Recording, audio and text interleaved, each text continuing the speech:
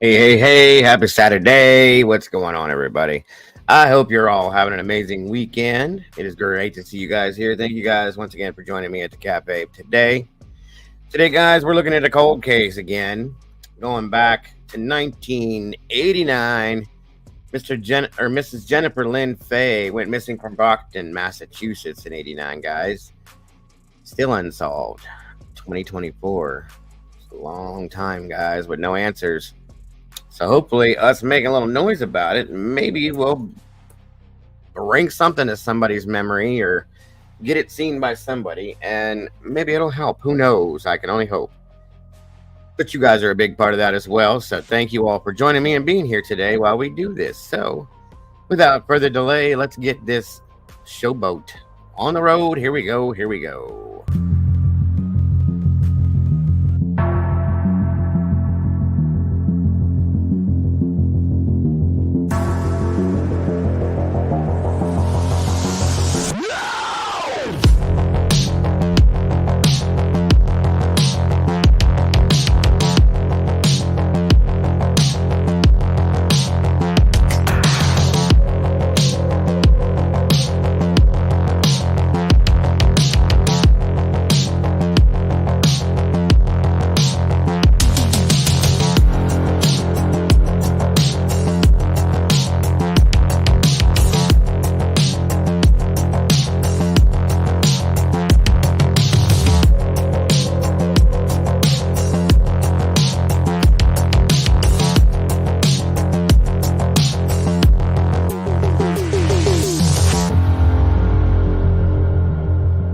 Make sure you hit that like button, everybody. And please share this out.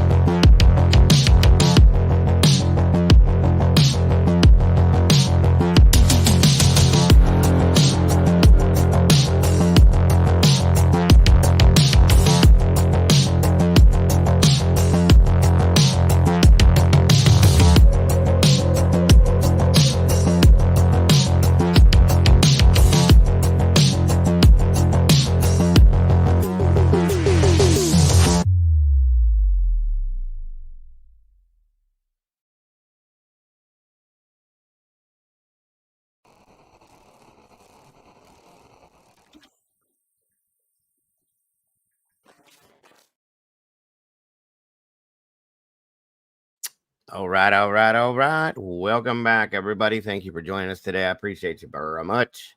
It is great to see you all today, and I am grateful to see anybody that wants to support a cold case like this.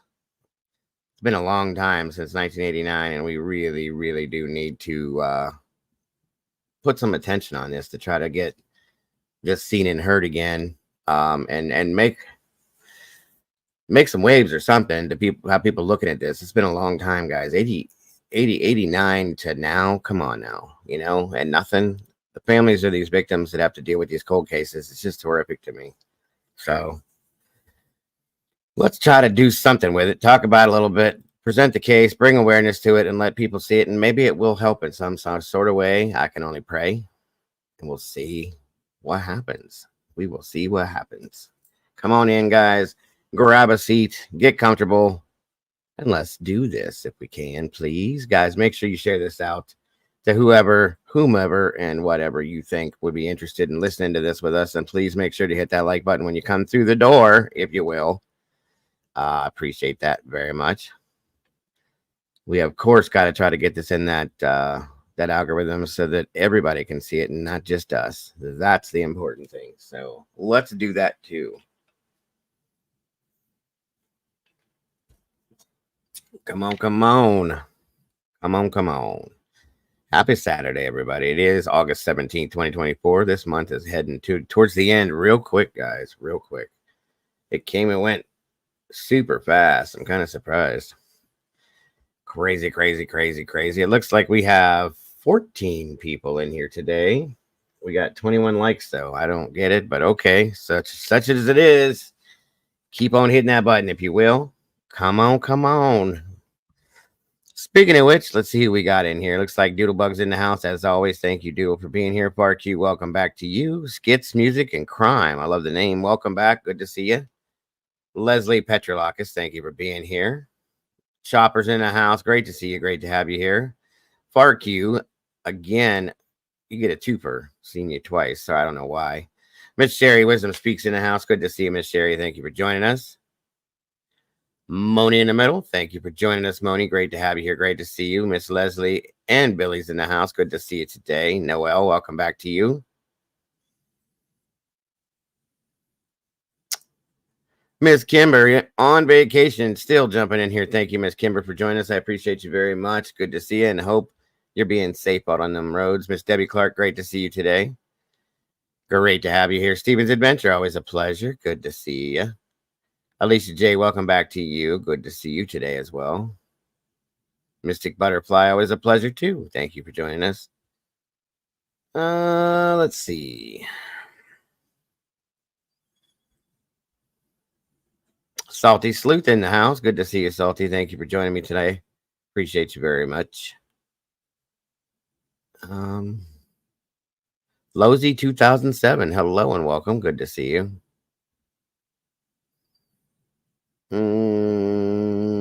I think that might be it.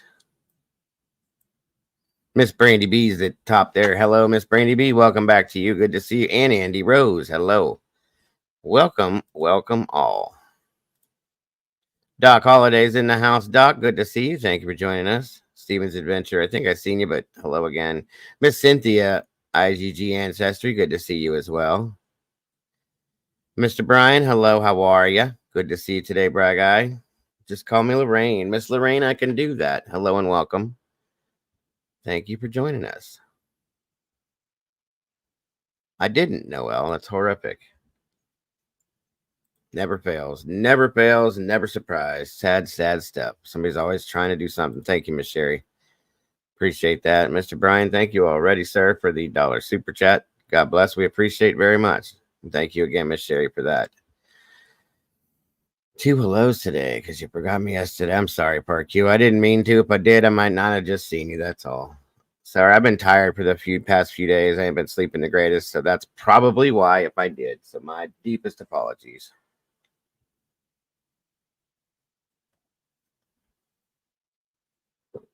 So when this happened, I was 2. You were 2 in 1989, Chopper? Gotcha. That is good to hear. I'm glad there's good people out there, Noel, that are still they're starting to stop minding their business. Like I've been saying, stop minding your business and do the right thing. People are doing it. I love it. I love it, love it. Not because of me, obviously. They're just doing it because they know it's wrong. So I'm glad to see that. Glad to hear that. 23 peeps in here with 23 likes. We were matching it up. Let's see if we can get it going to the top, guys, and get this out in the algorithm if we can. Share it out. Make it happen. Please and thank you. Again, we're looking into a cold case. I've been covering quite a bit of these lately because they're cold cases and they're not being touched, and they need awareness brought to them. They need to be heard, seen, and talked about. So I've been doing quite a few of them lately when I can. It's another one. Miss Jennifer Lynn Fay, missing out of Brockton, Massachusetts, went missing in 1989. We got 35 years ago, guys. A long time for no answers. You know, these families go through hell and back, and it's not right. So if I can, at any chance, I do try to throw some of these out here and get some awareness brought to them. Welcome, Miss Paula. Good to see you. Good to have you here. Thank you for joining us today.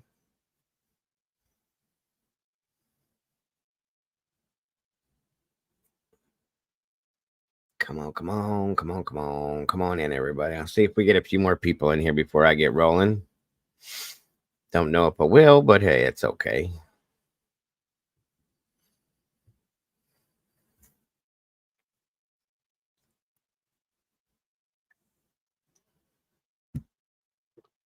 I hope everybody's getting their notifications, by the way. That's another problem we've been having too. Who knows? Probably because the algorithm's all screwed up and I'm not, nobody knows who I am anymore. YouTube's not putting me out there like they used to. And that's okay. We will make it work. Come on in, everybody.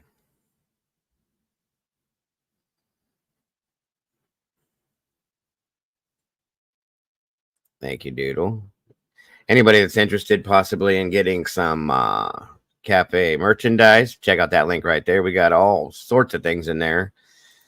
Fun stuff too. It's quite interesting. Go check it out. Doodlebug does a lot in that store in there, and she really makes it out to be some pretty cool stuff. So,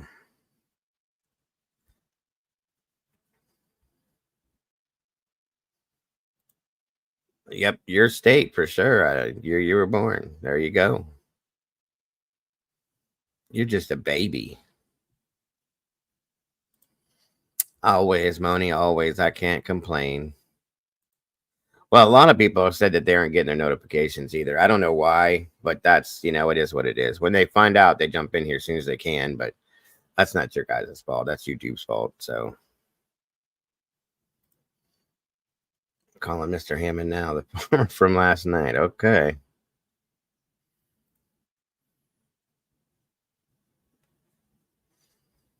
Come on in, everybody, if you will.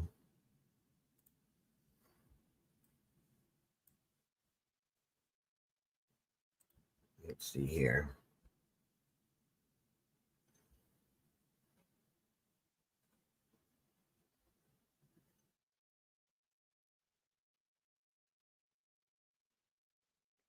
Mm-hmm.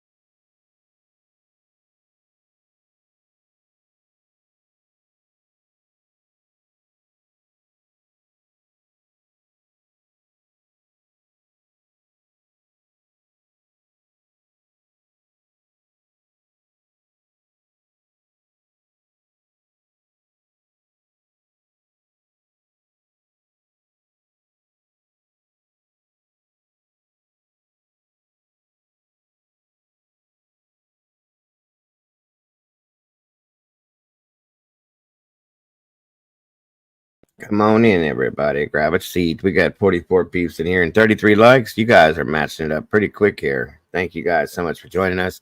Thank you to the people that are out there lurking, by the way. I appreciate you just as much. Just for hanging out and listening to what we're talking about as well. It means a lot to me. So thank you so very much for that.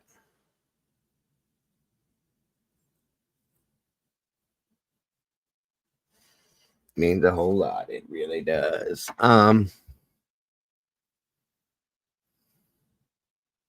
Somebody just asked. She was 17, by the way. Chopper, sorry about that. I just saw your question. I did see that. Brandy, great job on that TikTok. Anybody interested, go check out the link there for the TikTok that we have for the cafe. Pretty cool stuff. Miss Brandy handles that all on her own. She does a great job over there. Miss Debbie says, I'm very proud that you do not consistently talk about Bullhorn Betty and none of that drama. It has nothing to do with Sebastian being found, and you don't need it on your. Absolutely. There's no reason for it. I won't do it. No reason whatsoever.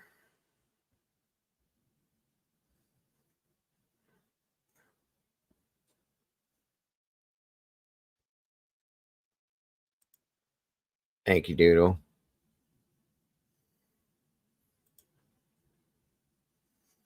Come on in, guys.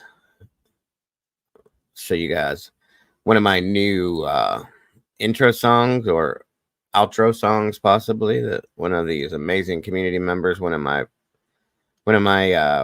moderator producers made for me. I think it's pretty cool. See what you guys think.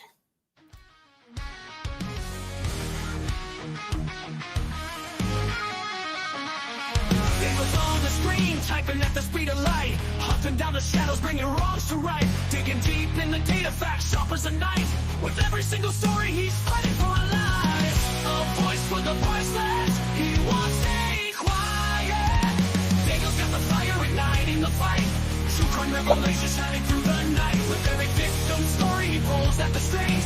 A hero in the darkness, hear the truth he brings.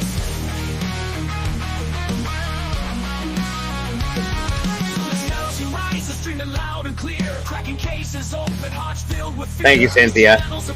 In a world gone wrong, he guides us through the chaos, a soldier so strong. The clicks and the lights, they follow his lead. With every new case, he plants a new seed. Sharing their stories, giving hope where it fades. Daniel's a warrior through the trials he waits. In a world of silence, he shouts out their names. Daniel's got the fire igniting the fight. True crime revelation shining through the night. With every victim story, he pulls at the strings. A hero in the darkness, hear the truth he brings. From the shadows you rise, yes, he is. Loud and clear. True crime revelation shining through the night. With every victim story, he pulls at the strings. A hero in the darkness, hear the truth he brings.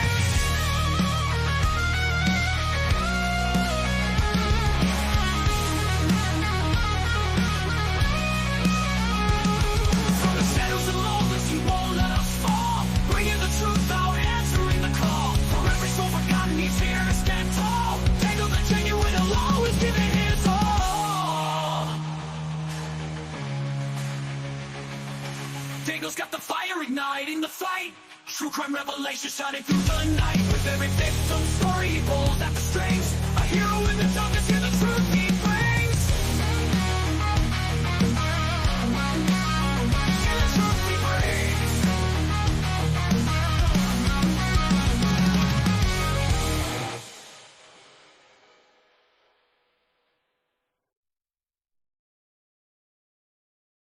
All right, I think I'm gonna use that as my outro song because everybody likes the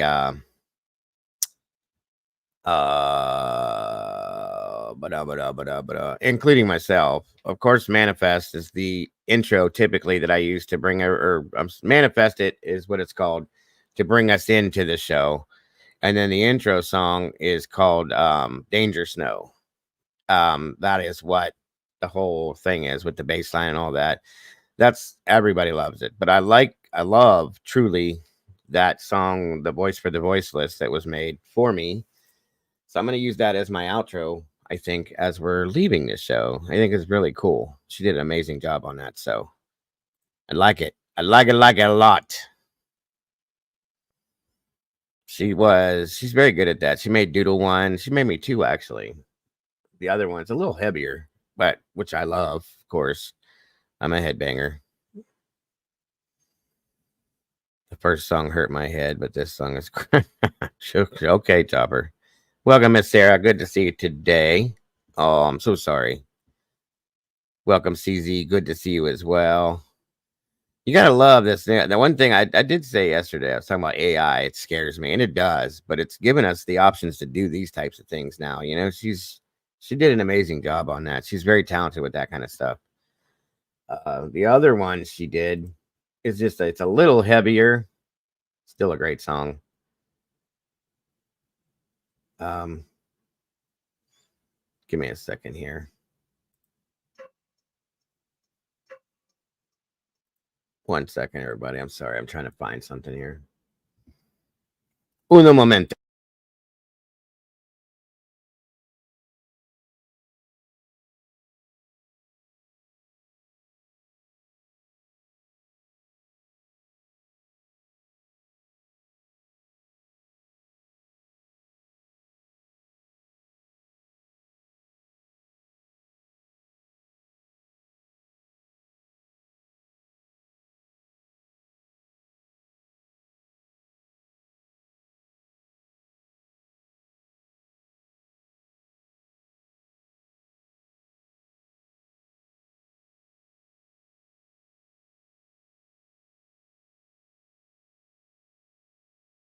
And here we go again.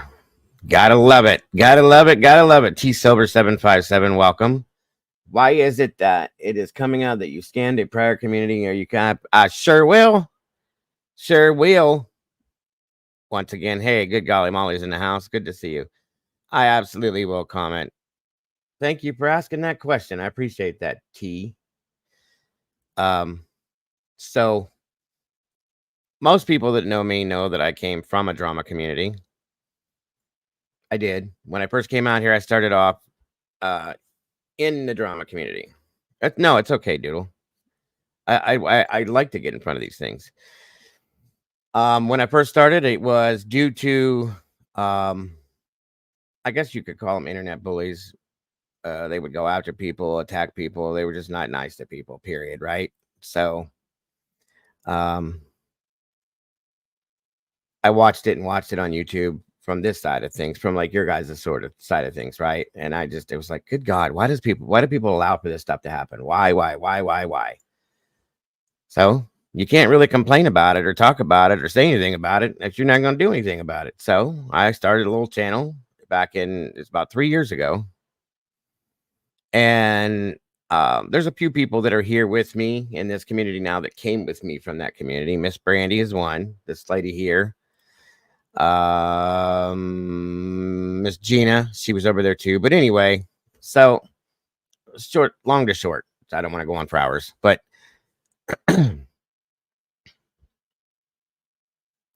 I did that for a while, okay?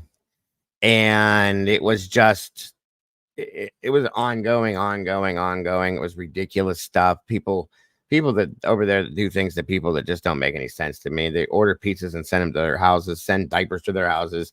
They get in people's personal lives and attack them and do things to them and start things with them. It is what it is.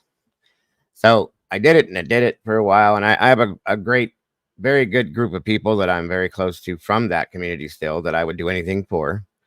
I've stood up for them. They've stood up for me, so on and so forth. You know, it is what it is. So at that point, I just was tired of it. You know, it's too much. And my wife had stated, why don't you do what you like to do since you like doing this?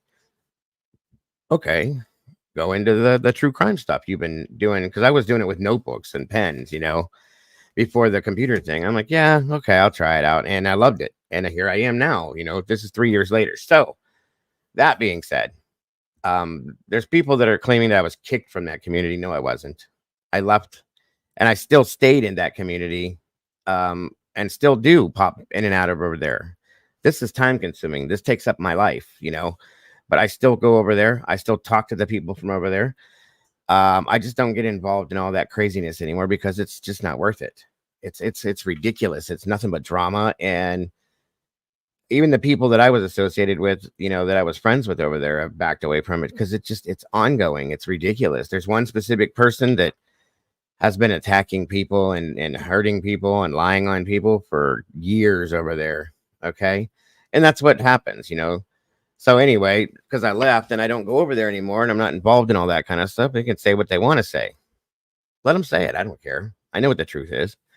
I've had people that donated to me, as always. One gentleman was, you know, he's a friend. I call him a friend. Good person. Has donated quite often to me, helped me in a lot of ways, helped me to build my computer system here. Everybody knows that was here. So, you know, it's all there. There was no scamming. There was no lying about anything. Everything that I had ever spoken about within that stuff was all true, factual stuff. So it is what it is. So it's just a bunch of bullshit. And these people are going to forever bother with me because I went at them. Take it for what it is. People can believe what they want to believe. I know the truth. There's multiple people over here in this community that know the truth. Brandy, like I said, was right there with me through the whole thing. She knows exactly what it's about. She knows exactly the truth. That person went at her, actually, when I first met her, had attacked her because she has a child that is autistic, and attacked her for that and put her out there for that way and did it to multiple other people. And I just couldn't stand it. So that person will continue to do what he does as long as people allow it to happen. We tried to put it, you know, to stop it, to change it in some way. It didn't work. So I just moved on. There's nothing you can do about people like that. YouTube only runs their world rules for certain things. People are going to tell what they say. People, their story. They're going to tell their version of things, lie, truth, whatever they want to call it. It's their truth. It's their truly. Those things that have been put out there are definitely not true about me. I have no qualms with speaking on it whatsoever, and they will continue to do it, I'm sure, and I don't care. Thank you for that clarification. I will make sure to correct anybody that pushes that. I respect you answering my question. I may be a troll, but I troll to expose. Well, thank you very much, Silvers. I appreciate that very much. And thank you for being here. And again, there's going to be people that are going to say, yeah, sure, whatever. He's full of shit. I don't care because I know the truth. I have nothing to hide from that. I've always put myself out in the front. I've always put myself out there. So take it for what it is, guys. There's nothing I can tell you other than that. And I've been through this before. This is probably the third time I've had to explain this again, and it is what it is. I don't care. Look into that person. You want to do something? Look into that person. Nothing against you, Silver. I'm not saying you, but I'm just saying this person will put things out there, but they never talk about themselves. Look into what that person has done. How about that one? How come they don't talk about that? Brandy knows. Brandy definitely knows, which is what we came here for to begin with. There's a whole lot of really nasty, disgusting things. Makes me sick. But anyway, move along, little round man. Do your thing. I see you, Brian. Good to see you, buddy. Yeah, that person is a horrible, horrible person. And I can't believe that there's people that support that. It just doesn't make any sense to me, but so be it. That was the short version, Lucia. There's a whole lot more.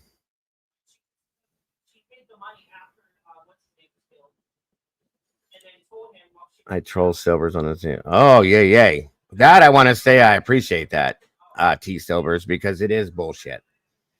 The stuff he puts out is absolute bullshit. I had to call that out not too long ago. So thank you for that.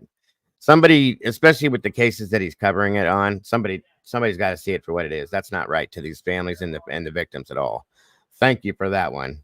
God bless.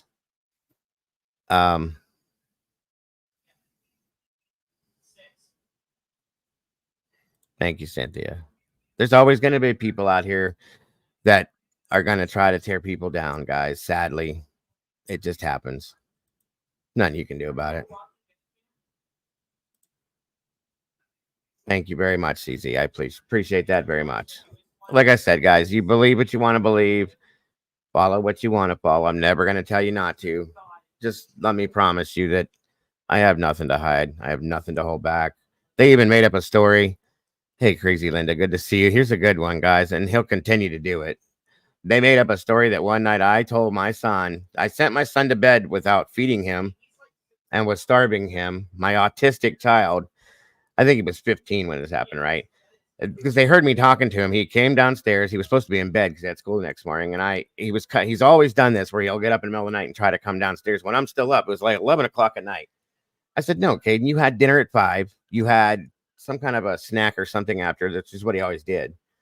I said, get yourself some water and go to bed. I said, if you come out again, I'm going to lock you in the room. I've never done that, guys. I live in a house from 1901. We don't have locks on the doors. Okay. So anyway, that's what I said to him, my child. Okay. 15 years old. And they turned it into this whole, I was starving my autistic child and feeding him ice cubes or some stupid shit like that. And it's like, grow up. This is what these people do. So anyway. And my son was there when they said it. They were like, he's like, oh my God, Dad, really? And I said, yeah, it is what it is. They tried to play him off as like a 3-year-old child that I was starving. He was autistic, low functioning, all that kind of crazy stuff to meet and to follow in this narrative of theirs. It's like, yeah, okay. Yes, I said I would lock him in his room. It was a phrasing like, if you come out of your room again, I'll lock you in the room. You know what I mean? Who does stuff like that to begin with? You can't talk to your people and your family and your children and joking, phrasing, situational issues like that about it and make it, it's just disgusting. I mean, it's whatever. And like I said, I don't give a fuck, excuse my language, what people believe, because I know the truth. The child's right there and he knows who that person is too, unfortunately.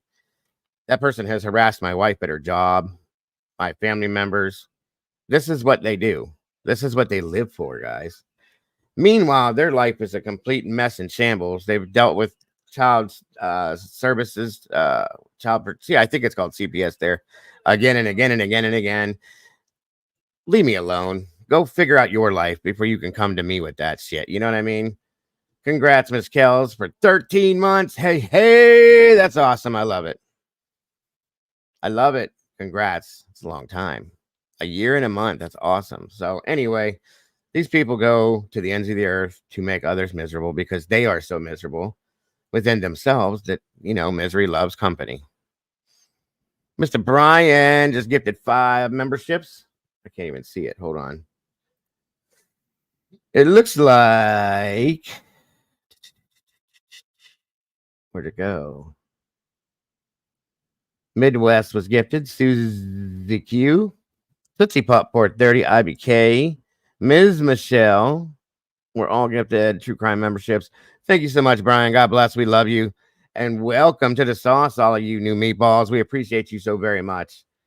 And look at this, guys. SRB, another one, hit 14 months. That's a year and 2 months. Hey. I'm such a horrible person, but these people will follow me for years at a time. It's amazing to me, you know? Good God. And they know all these things. It is what it is. Moving forward.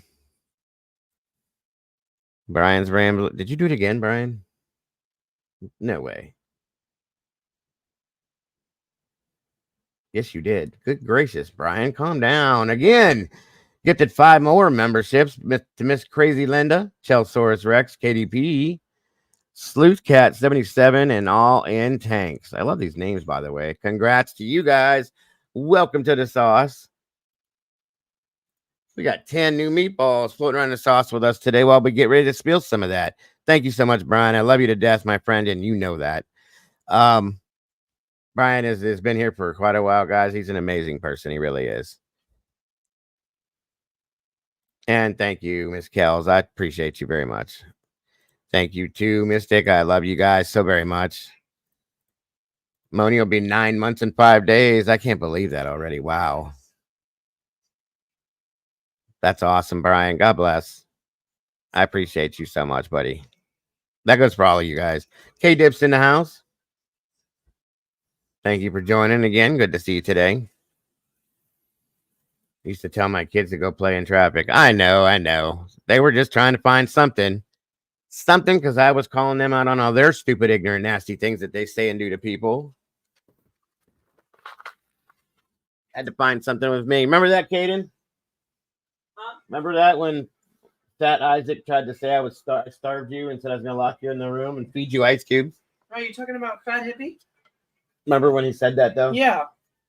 He's like, oh, you're feeding this kid ice cubes, you're starving him. And I walked in the camera like, voila. Whatever. He's an idiot. Moving on. Or kid behind the cafeteria. Yeah, that one too. It doesn't matter. Like I said, guys, it's just stupid shit that these people do to try to get to people, and it doesn't work. And I think that makes them angrier. Therefore, they move forward onto the next step, you know, and try to do it again. Wildfire, 11 months moving into the 1 year category. That's so very awesome. Thank you so much, Wildfire. We appreciate you very much. And God bless. Love you back. And that goes for all you meatballs. Thank you again. So Dago.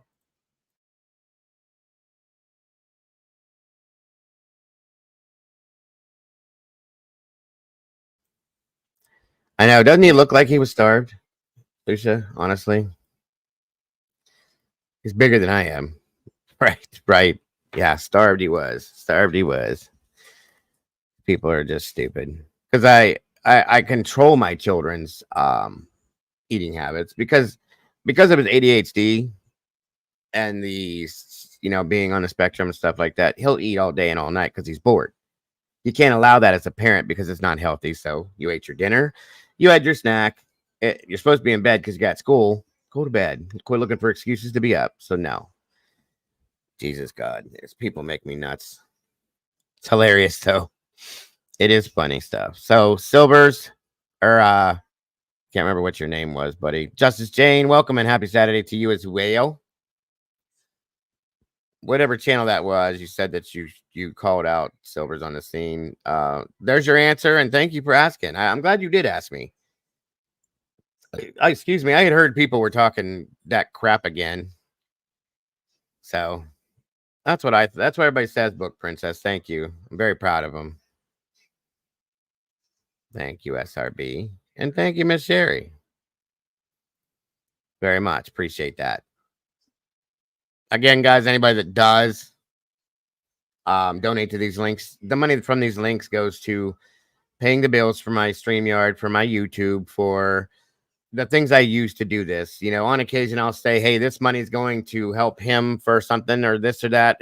That's what it does at some time, you know, and I tell you guys that I don't scam people. It is, I give you the facts and the facts. If I'm having an issue and I'm doing something to try to make a little extra money, I'll show you why. I'm not going to lie to you. I'm a human being. This is my job in a sense. I'm waiting on disability. I'm unemployed. I'm disabled. My wife's the only income. So this is my job per se. I don't hide that. You know, I'm not grifting. I'm not trying to scam anybody. I do something for entertainment purposes per se. YouTube pays me a very minimal amount. That's a joke. And others donate to help in other senses, and it's very much appreciated. We don't ever expect it from you guys. Should you choose to do it, though, God bless you. From the heart, we appreciate it. But that's all it is, guys. People want to turn this into something way bigger, way nastier, way more ridiculous than it is because they're miserable within themselves. Well, good luck. Go do it to yourself or somebody else because it ain't going to happen here because I don't give a shit. On we go. And there's smart people in here. That's the difference. The people in this community know me. They know better. They know who these other people are. They know the jokes and they know the bullshit. They know the things that people try to do to hurt other people. It is what it is, guys. And somebody else had mentioned somewhere down the road they thought that I was Sherry, you'll get a kick out of this. You will too, Molly. And Tomboy, that I was Doug's brother from No Thanks. No, I'm not. I used to join him on his shows a couple years ago, but definitely not related to Doug, guys. Sorry, I'm not at all. That'll answer that question as well. I get it, Brian. It's okay, buddy. I appreciate you, Karen, and standing up for me and all that. I do very much so, but it is what it is, sir. You are absolutely welcome, my friend. And listen, I gotta thank you for exposing Silver's on the Scene. By the way, there's a lot of us that don't care for that channel because of the way he puts things out and the stupid shit that he does, and it takes the attention away from the fact that there's a missing 15-year-old autistic child out there that nobody seems to pay attention to anymore. So thank you for doing that, bro. Seriously, I'd do it. Or ma'am, if you're a ma'am, I'm sorry, but if you did. If you're a brother, a man, I want to say thank you, brother, for doing that. I definitely appreciate you. So anyway.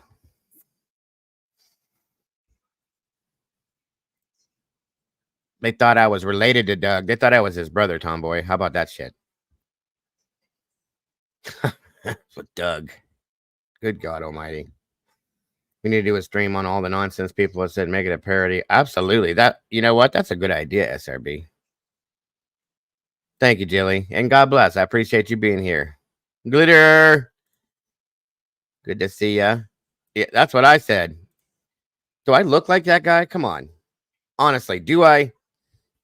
If I do, then we need to go. I need to go get a facelift, guys, because I don't want to. Not saying he looks bad. I don't want to look like somebody else, but not him, you know. We can have you do a Hawaiian background. Absolutely. Welcome, Jen Urbeck. Good to see ya.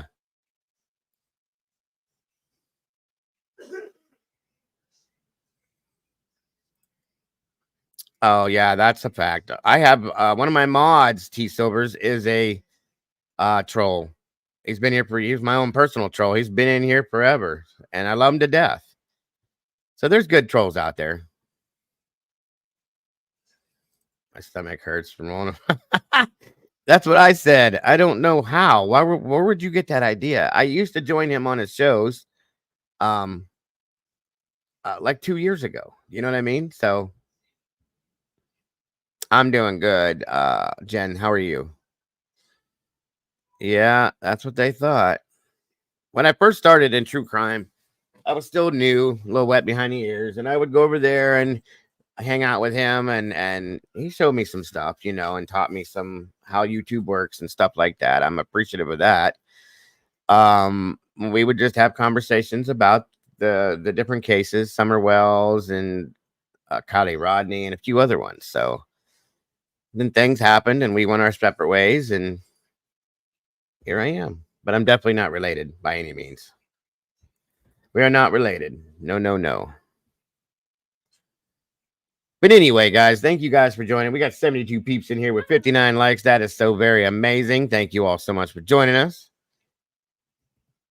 Yes, I sure as hell did. Thank God, because I didn't want nothing to do with that or that man. Stay away from that person, guys. If you see that name anywhere that Miss Sherry just put up there, run the other direction as fast as you can, please. If you want to talk about all those things they were trying to put on me, that person right there is the person to look at right there for that kind of stuff, truly.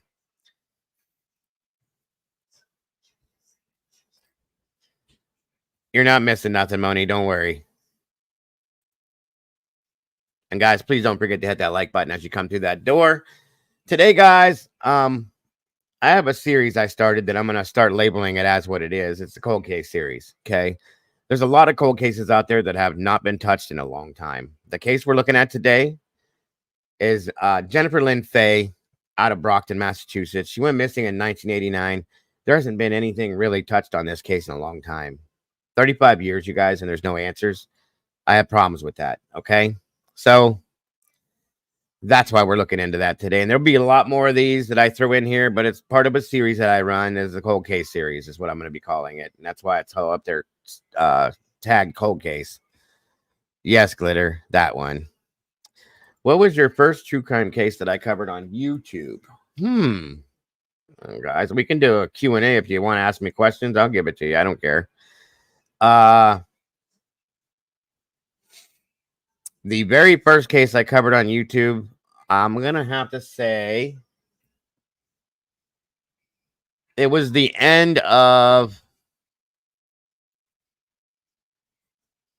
Gabby Petito, Brian Laundrie.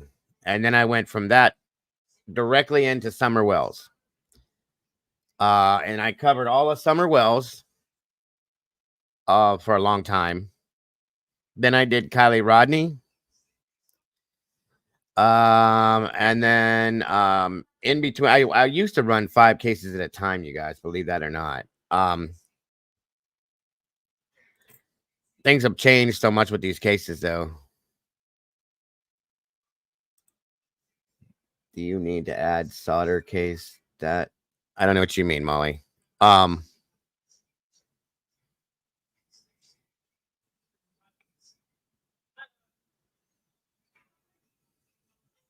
I don't know, Brian. No idea. Somebody just mentioned, because back when I was running joining shows with No Thanks, Doug from over there, him and that Jim guy went back and forth like hardcore for a while. That's why I think they brought it up.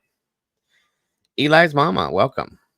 I grew up in Brockton, same age as Jennifer. Very sad. Yes, absolutely, Eli's mama, absolutely. And again, that's why I'm covering these cold cases, guys, because nobody else is. 35 years with no answers is not okay with me. It's not acceptable. It's bullshit. I'm sorry.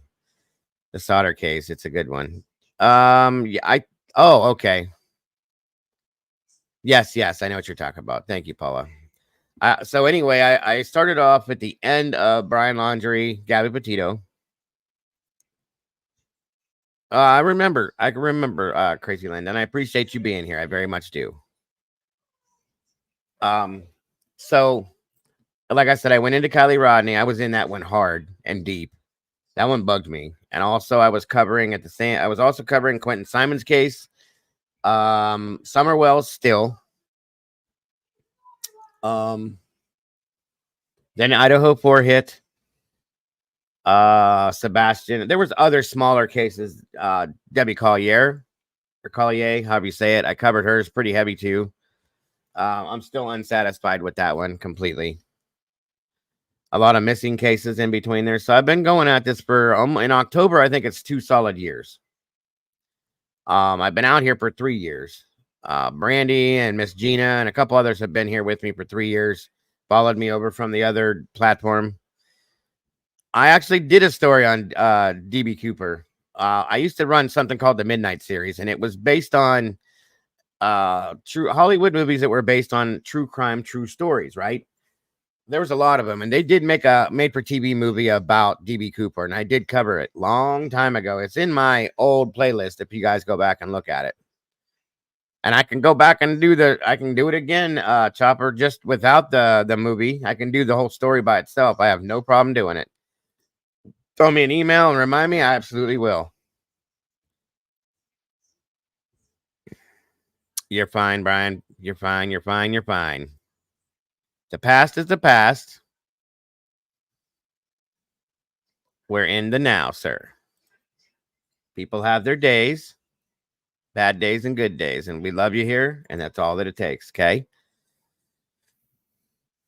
They say we might find out DB Cooper is with today's technology. Very possibly, yes. Very possibly. I've read a lot about that story, to be honest with you, so. Cold case, Eric Cross. Michigan, huh? Eric Sterling Cross, okay. I can do that.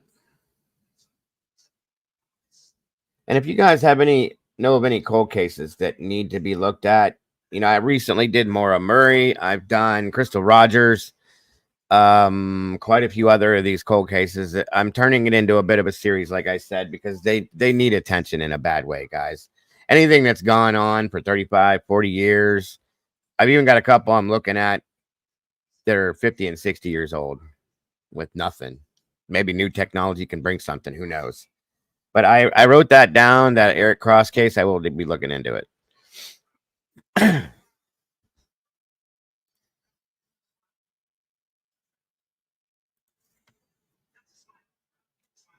There you go, CZ. I remember when you came in here. Absolutely.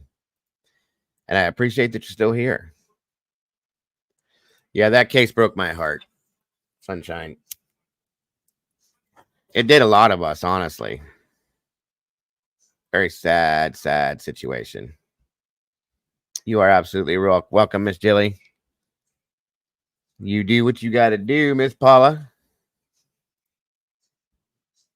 Oh, no. One of our other moderators, Miss Val, Hope Floats.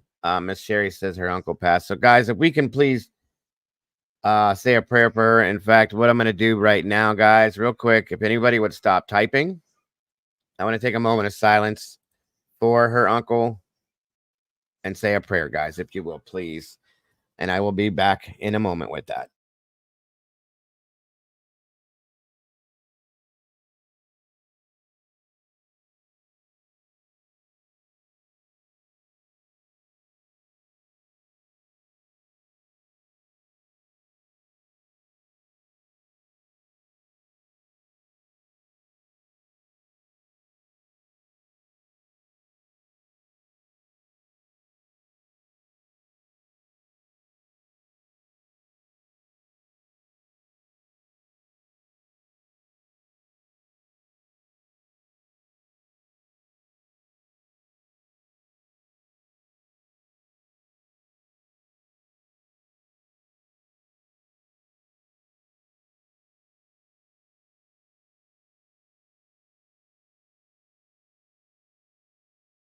Okay, everybody, thank you for that.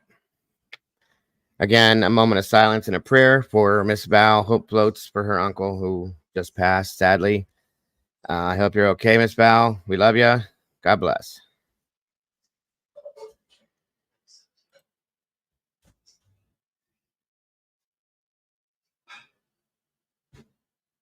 Okay, thank you, Glitter. And thank you for letting me know that, Miss Sherry. God bless. For those of you that do pray, that are, you know, religious, not everybody has to be, but just say a little prayer for her. That's all. I try to keep all of you guys in my thoughts and prayers. It's John Dubbins. That was the name. Thank you, Doodle. Yeah, we love you. Hope floats, Miss Val. God bless. All right, so we lost a couple of people here. We're rounding down to 69, guys. We got it 62 likes, 69 people. That's awesome. Keep it going, guys. Keep it going so we can hit that algorithm. But I think it's about time to get this rolling. If we can.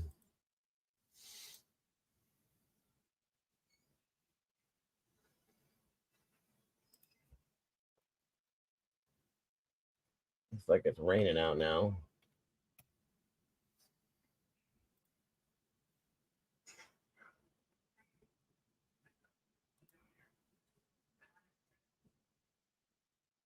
What's up, Shay? Good to see you today. Thank you, Cynthia. All right, let's get this show on the road, guys, and get you guys knowing about Miss Jennifer Lynn Fay out of Brockton, Massachusetts, please.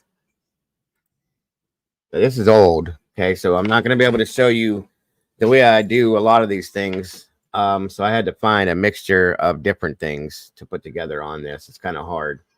These older cases are hard to put stuff together with, but I did get a couple good pieces of stuff to make it understandable. 1 second here. I'm going to get this up.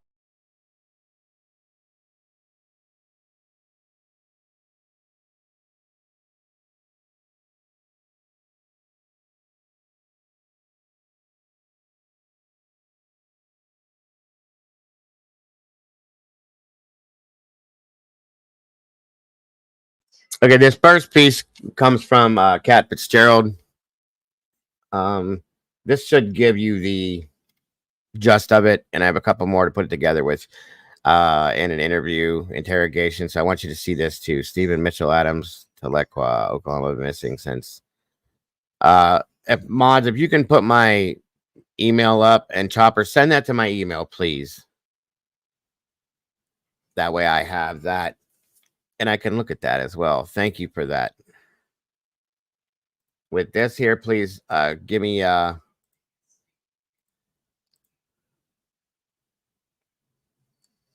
any issues you guys have with the audio, please.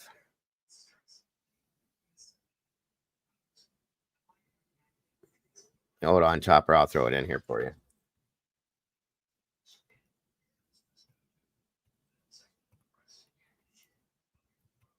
There you go. And thank you, Andy. She got it for me. There it is right there, or that, whichever one you want to take. Thank you, Andy, very much.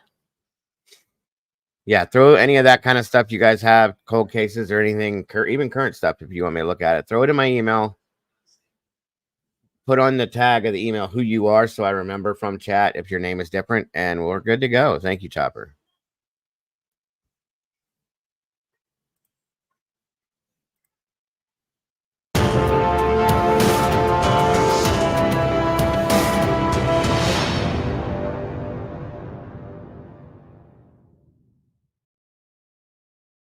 Jennifer Lynn Absolutely, Fay Piglet, missing and welcome. November 14th, 1989, at the age of 16. The night of November 14th, Welcome, Joseph Jennifer Hammond. was Thank you for supposed to be joining. watching her younger siblings, but decided to go out with her friends instead. Around 10 p.m., her cousin arrived to watch Jennifer's siblings, and she left the house in good spirits. She planned to attend a party on Emerson Avenue in Brockton. Jennifer showed up at a female friend's house, but the friend's mother refused to let her inside after she noticed Jennifer smelled like alcohol. The two went to a convenience store at the end of her street. The friend began feeling ill and left while Jennifer went inside the store. Initially, police believed she was a runaway, but foul play is now suspected. Jennifer had previously ran away, but she always stayed in contact with her family. Jennifer's family believes her body is still somewhere in Brockton and that someone murdered her. It is now suspected that Jennifer was abducted by someone she knew. A man named Kevin Malor is a key figure in Jennifer's case. He's currently doing jail time for a drug conviction in South Carolina. He has recently been charged with the murder of Kevin Craig in 2019 and is accused of injecting him with a substance to make him overdose. If you know the whereabouts of Jennifer Lynn Fay, please call 508-941-0200.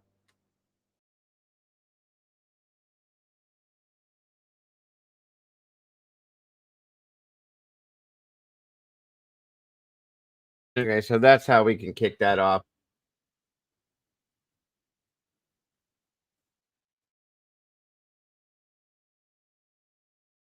Sorry, guys. My computer's doing its own thing today. Sorry about that. 1 second here.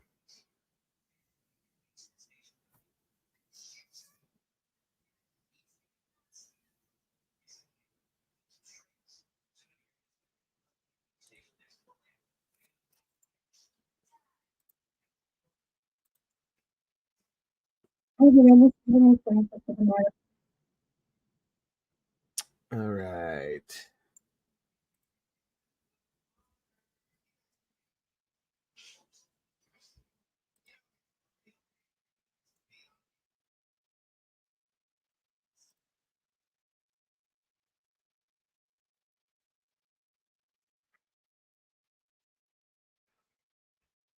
Good Lord, my computer's going nuts right now. Hold on, everybody. I'm sorry. Why is this doing this?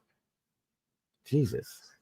Sorry, folks. Welcome, Ruby Slippers, Angel D, Sunshine. Good to see you guys. Thank you guys so much for joining us.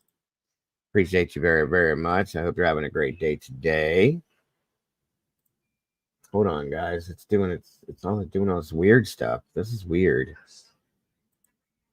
Turning things on, turning things off, picking its own videos. Okay, here we go. All right, sorry.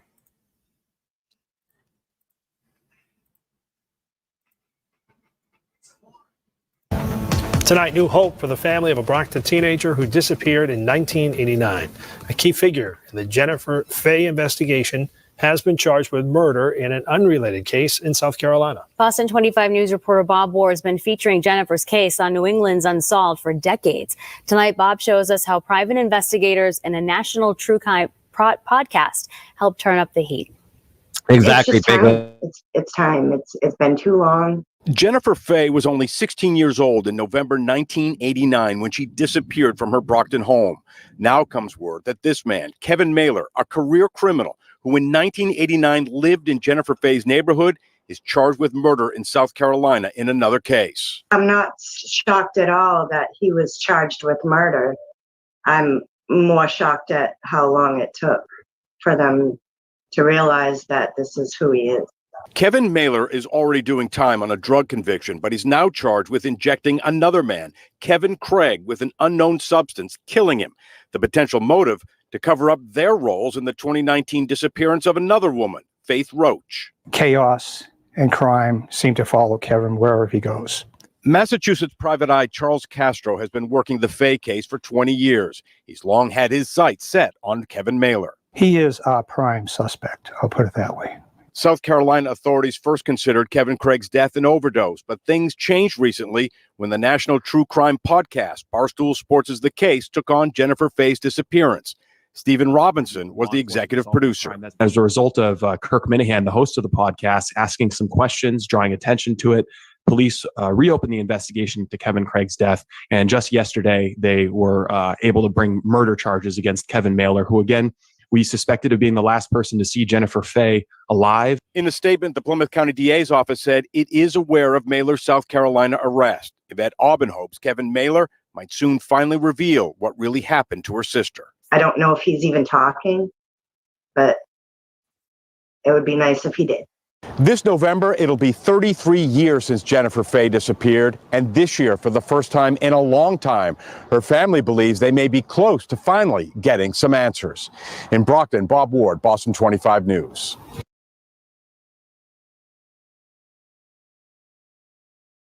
That video is from 2022, September 9th, guys, by the way, just so you know. Hold on.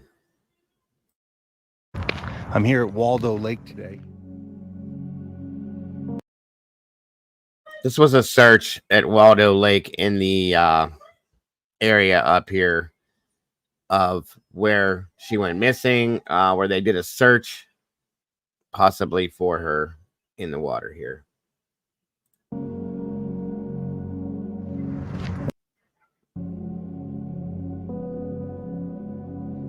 In Brockton, Massachusetts, looking for Jennifer Fay. I'll give you more information later. I'll get you the missing persons documentation, and we'll bring you back into the story of this whole thing in detail from the missing persons as well as from the detectives.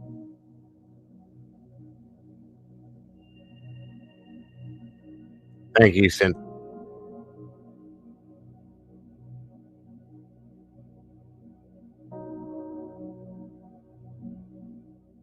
Jennifer Fay left her home on November 14, 1989 to attend a party in the neighborhood. She then walked to the corner store called Rice's, and at one point was seen next to a brown F-150, and then she vanished.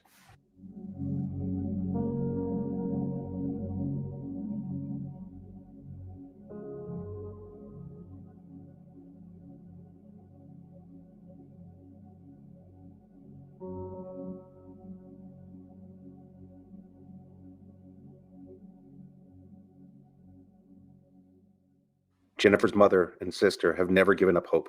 They keep searching for her, and it's been 34 years.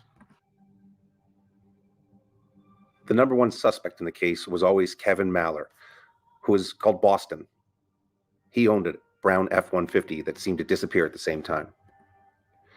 Malor recently has been put in jail for the killing of another individual and is suspected in the murder of a young woman.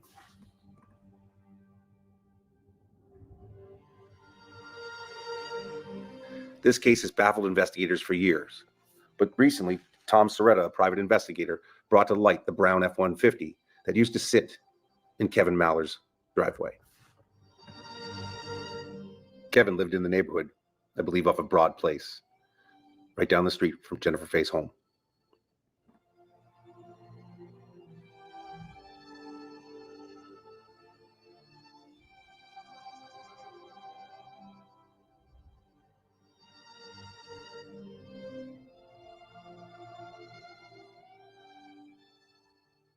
So today, I'm doing a search for Jennifer Fay. Jennifer Fay was a young girl that went missing, was never found, and the individual that they think murdered her. That's exactly what happened, Piglet. Was put in jail a few years ago for murdering somebody else. He was a young kid at the time. He was in his early 20s or late teens, and so I'm here at Waldo Lake at Brockton, and I'm attempting to recon the area to determine whether or not Waldo Lake or Brockton Reservoir has the ability to hold an F-150. I have an interview I'm going to show you of Kevin Malor here. Once we get through this, it's pretty interesting. 50.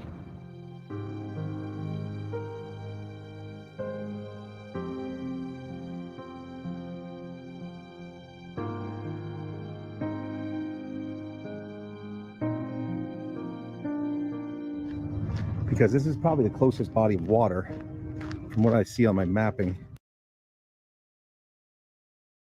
He did, Paula. That's what they were just saying, that he had that truck back then.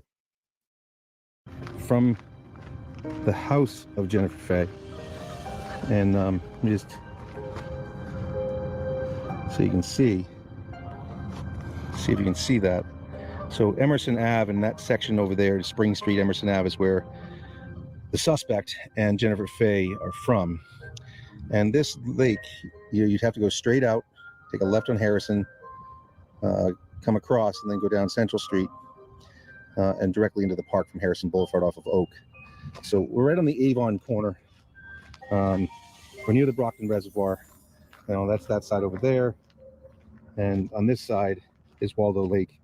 And you have the DW Field Parkway, which goes all the way around. So it goes all the way around that outside edge. And you can see them over there driving. There's access points over there. There's access points on the front corner. There's access points on that corner. There's access points at that parking lot. This entire road is an access point. And back in that time, I'm sure there weren't a lot of police officers that were coming in here in the dark. Very easy to slip a vehicle in. Again, I'm looking at, can you get right into there? Can you get to deep water if you float? Can you get the car in there without bottoming out and then having a real issue that the car is half in and half out? So I've got to try to find a place where you can get the vehicle into easily, know it's deep enough, and know that back in the day that they could get this F-150 to disappear. Not the brightest group of individuals, but they've evaded the law for almost 40 years. So that being said, that's where we're at. We're at Waldo Lake in Brockton, Massachusetts, looking for Jennifer Fay. But the reason why, again, I'm looking at this one is because it's close to home, and we need to bring these people home, and especially a young girl. I mean, it's devastating for a family, especially when they've gone this long. I mean, almost 40 years, haven't been able to find their kid. And the individual, he's in jail somewhere else at this point in time. I don't believe he's out. His second crime of murder, I believe. So, and again, on a younger woman, is from what I've been told. So, that being said, I'm going to do what I can to do some investigation on this one, and I'm going to see if I see anything out there. We'll sonar ball this as well to make sure that there's nothing in there. But as you can see, like, there's access points everywhere, and there's people fishing. And if you're a fisherman, you know about Waldo Pond or Waldo Lake. When you could literally drive right into here.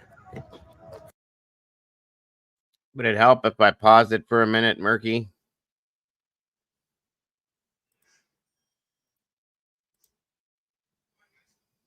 And again, this is what happens, in my opinion. When people like this get away with murders like this, and they go for a period of time without being caught, they commit more. So he's in prison right now for killing his partner in another crime they committed, killing another young girl. So, I mean, granted, he's locked up, but it's not for the right crimes. They all need to be brought to surface so he can be covered for all of them. Yeah, internet's been messed up for days. That's true. He's in prison, right? I believe he's still in prison as of right now. Hopefully he stays there. But he needs to be charged with this so that he can be either get a longer, higher, or worse charge and convicted of that for what he did to Jen. And we need to find her. We need to know where she's at so she can come home and have a proper burial to give her family some closure and give her some closure. From right up there, just come around the corner, come straight in, and bang. But this looks like it might be a little too shallow, but there are some spots that I think are deeper off the road edges that we're going to keep on looking at. I'll put the sonar in, put the boat in, and see what I can find. See if we can, again, clear some areas for the family. We'll clear Waldo Lake first, Brockton Reservoir second if we can get in there, and then start working on the other 14 ponds, I believe, and lakes that are up here that need to be cleared. So we're in the Taunton River watershed in Brockton, Mass, at the town line. We're driving into DW Field Park next. DW Field Park again has another access point. It's on this Good to side. hear. You have the channel here. You could get a vehicle in there, so I'm going to take a look at that real quick.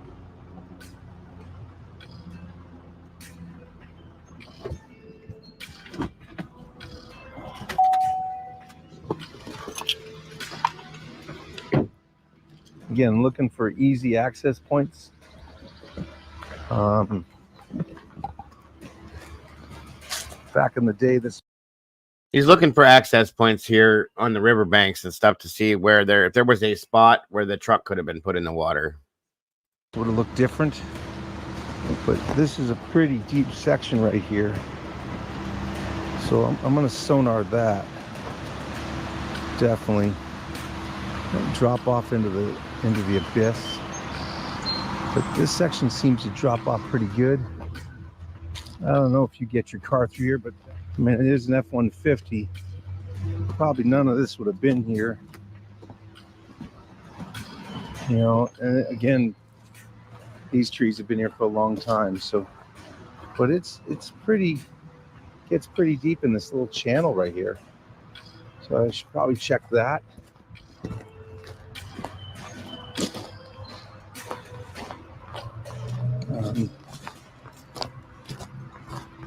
Yeah, I don't know if you can get a vehicle through here. Yeah, don't know. This channel, by the way, is Exploring with the Mission. We can put that link in the chat, please. Right, Doc. Right. Thanks, Doc. So if you guys are interested, please go check out Exploring with a Mission. That's where this video here came from. To give credit where credit's due, of course. Got a lot of trash in the bottom, a lot of lures. But I'm sure it's deep right there. I don't think you can get up on that run up there to get to that pump house. We're gonna go all the way around this thing, see what we can find. Again, you could get through here, but it'd be tight back in the day unless you went that way, and even that way is tight. Not ideal. You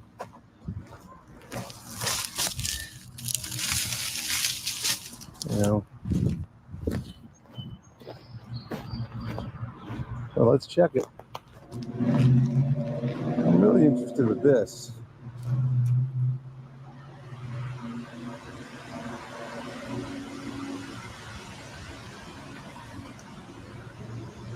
Very possible to get something in there. So again, you got access point here that goes to deep water right there.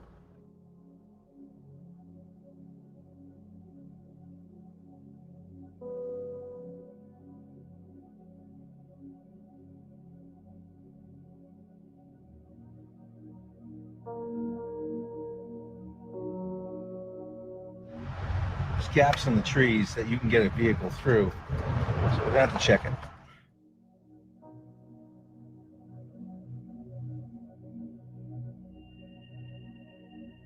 And you can get a vehicle in there too. Thank you guys very much. Appreciate that. I'm sure he will as well.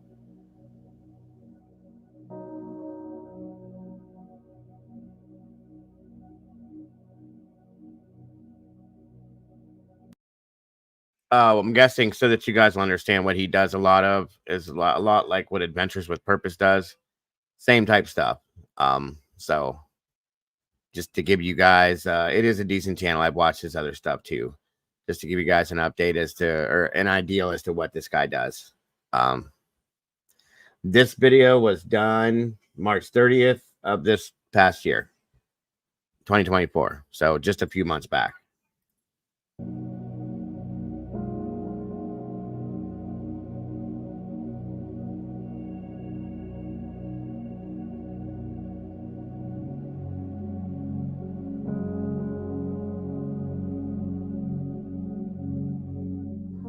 Dorothy Goroshko went missing in 1975 in a 1970 Ford Maverick.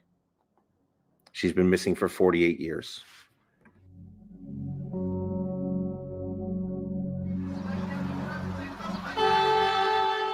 We staged our truck and trailer at the sand and gravel location on the railroad tracks, right across the street from the TD Garden where the duck boats enter.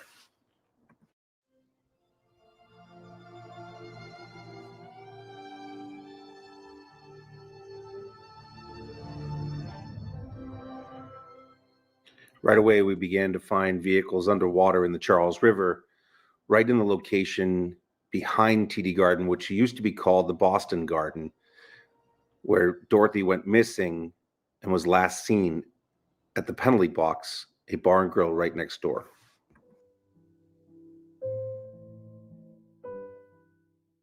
Jared and I found 4 vehicles that morning, including one directly under the Massachusetts State Police search boat, which looked exactly like a Ford Maverick in so many different features underwater on sonar.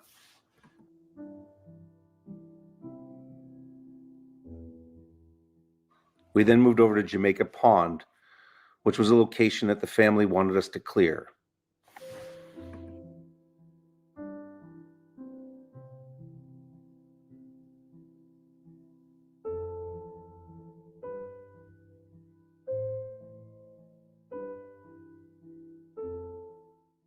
Jared suited up and dove on the 3 vehicles while the state police and the park rangers watched from the distance.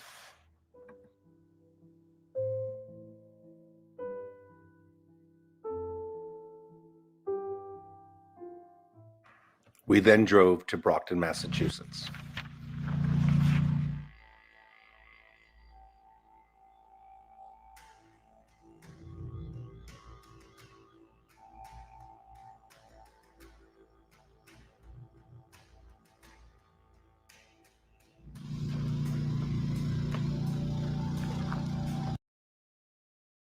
Okay, so what I'm guessing from this video is that he must have worked with AWP at one time. So this is, which we all know about that channel and what they were doing. And I did follow them at one time. I will not. Adventures with a Purpose, I do not support, nor will I follow, just so you guys know.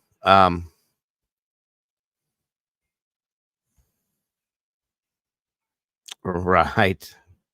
He still does. Okay. Well, if they work together, that's separate companies, but they do the same things, is what I mean. I won't support the other channel at all. I refuse to. There's reasons I have. I'm not going to get into that. That's not my business. But if this guy's doing separate things, then yeah, you know, I'm going to support him because he's still doing the same type of stuff. And we do need these types of organizations to do this type of stuff in a bad way, guys. So got to say what it is.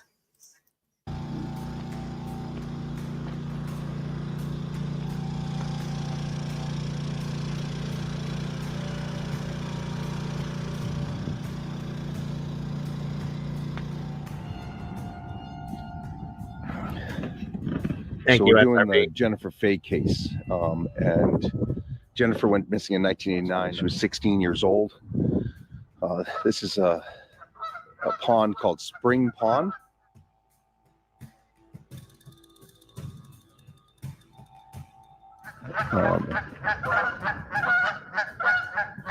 And it has access right down this whole hill.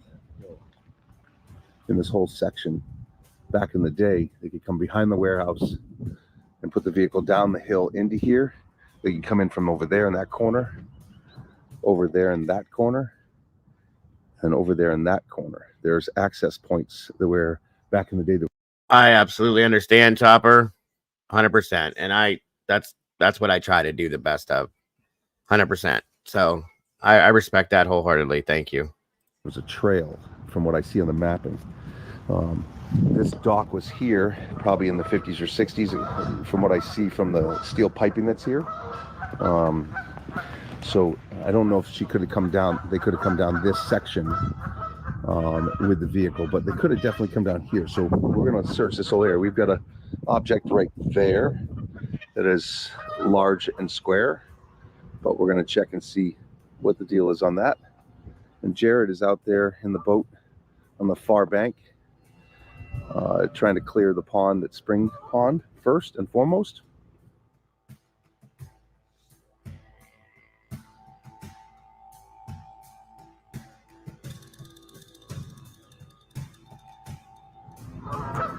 Again, we're in Brockton, Massachusetts. We're searching very quietly for Jennifer Fay.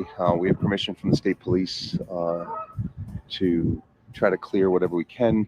They've cleared Studley Pond, and they've done a few other ponds looking for the F-150. We're looking for a 1979 F-150 that only has a VIN number. It was never had a plate on it that we know of. The individual that is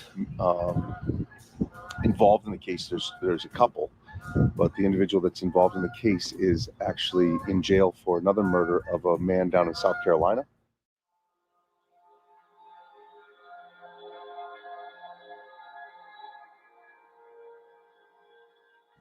56-year-old Kevin Wayne Malor, better known as Boston, is suspected in the murders of Kevin Craig, Jamie Ivester, and Faith Roach, and possibly more. Absolutely, Chopper. That's the way it's supposed to be. We respect that here. Absolutely.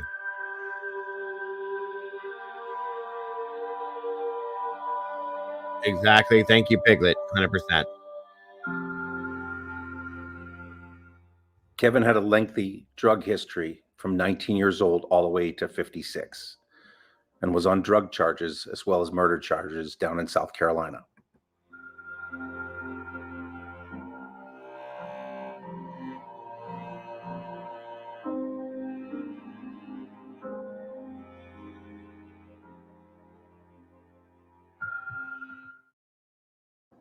Tom Soretta, a private investigator working on the case of Jennifer Fay, believes that Kevin Malor had something to do with Jennifer's disappearance.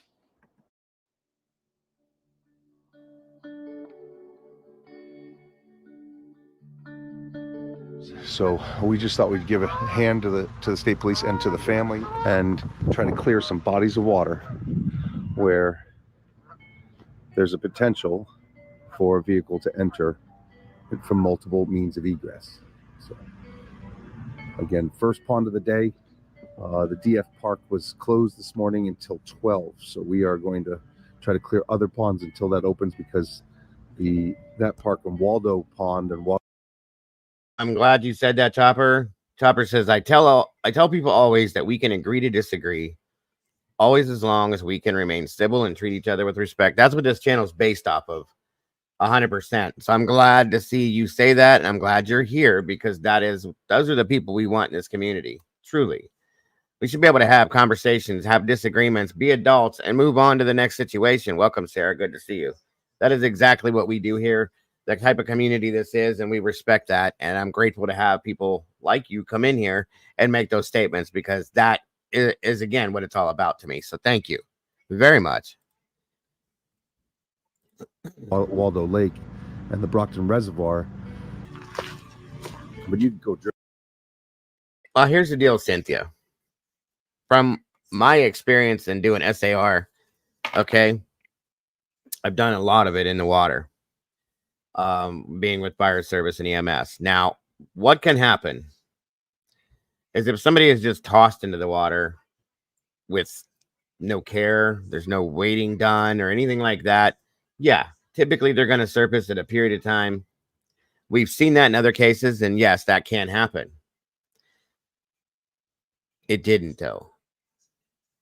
So you have to look at it as she could have been held for a period of time and then released into the water.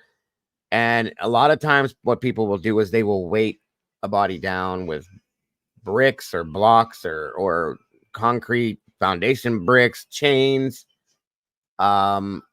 things like that, so that they do not resurface. They put them in the deepest part of the lake. I've seen situations where people will go into the water, bring the body under the water, and tie it down with other things to like big trees that are underwater and lodge it in, put a body in a vehicle, put it under the water, things like that. So we don't know, The fact is that Kevin's vehicle disappeared roughly around the same time that brown F-150 that she disappeared. So that's why I wanted to bring this in and show you the possibility that she could be there inside this vehicle. She could be there chained to this vehicle, locked somehow or another, weighted down in here. That's why he went looking. Okay. So at this point, 35 years later, anything is an option. Anything is something to look at. It could be a possibility. And that's why I'm showing you guys this. Like I said, once we get through this, I'm going to show you the interview with Kevin from then that I thought was quite interesting. No problem, Paula. But yeah, I've seen it happen a lot. We've pulled bodies out of the certain lakes that have been chained with chains wrapped around. Literally, I found one with what I call a tow chain, the real big links wrapped around the body.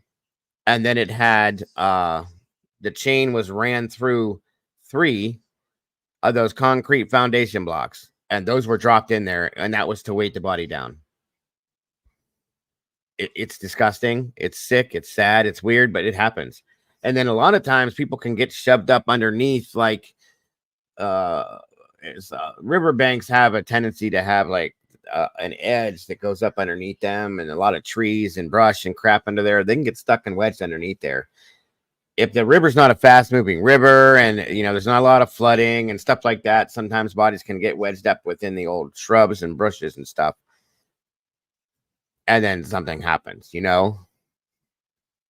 inside a closed container. That's another thing. Inside a closed container would prevent bones from ever surfacing anywhere. Absolutely.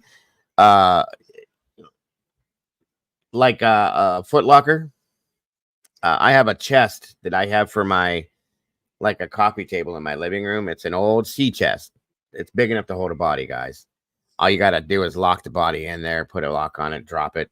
The body weights it down. Okay. The weight of the chest holds it down. Or again, you can chain it up. Same thing. People do what they got to do to get away with these things at the times that they choose to. So we don't know. There are in different rivers and valleys, like that we've seen. There's smaller, like, well, yeah, caverns. Cynthia just said underwater cabins and things that things can get lost in. And there's a lot of different options with waterways. It's crazy. And hopefully, if that's the case, that, you know, I gotta wonder if this was searched already back in the day. I hope it was. And if it was, you know, then that would tell me that somebody came back and put her in here if they were to find her here. So yeah, definitely. Straight down there into the water. The fact the salt gives you more of a density to it, which causes the buoyancy to be different. That's fact. Good point. We got smart peeps in this community, and I love it. Love you guys.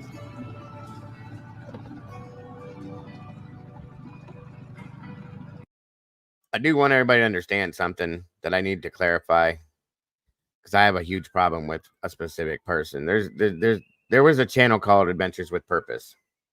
I used to support the hell out of them when Kylie Rodney's case was hot and heavy,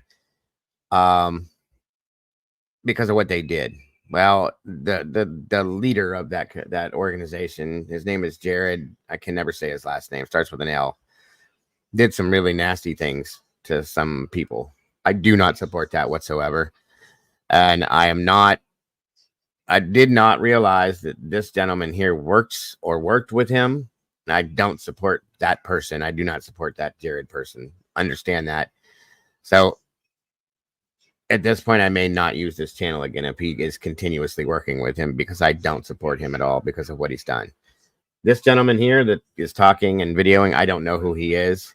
I just know that this channel has done other things. So I don't know if this is a new scenario, but I won't be able to support this channel from here forward if that's the case, if they work together on everything. So just so you guys know that. My understanding was that they came together as two separate units to do this. So I hope that's what it is. That way I can continue using this channel. And if not, then we won't see anything from this channel again, unfortunately, just because I have my feelings on certain things and I have to stand by them, period. So a lot of you guys know the Adventures with a Purpose scenario and what happened. So please understand that from this point forward, if that's the case, because I'm going to have to do a little research now myself. I did not realize. And that'll just be what it is. Thank you, Miss Paula, very much. So on we go.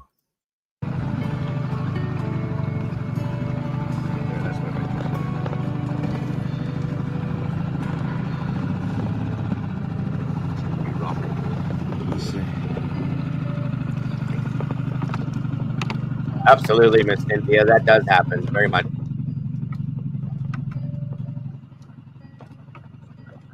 Thank you, Chopper. And absolutely, Lucia. More than disgusting.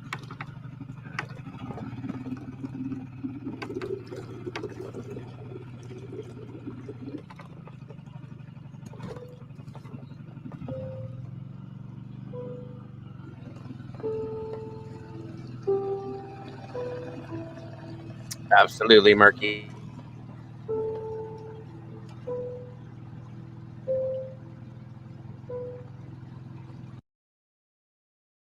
And don't get me wrong, there were some people that worked for AWP that I supported. Some people, not all of them, but a couple.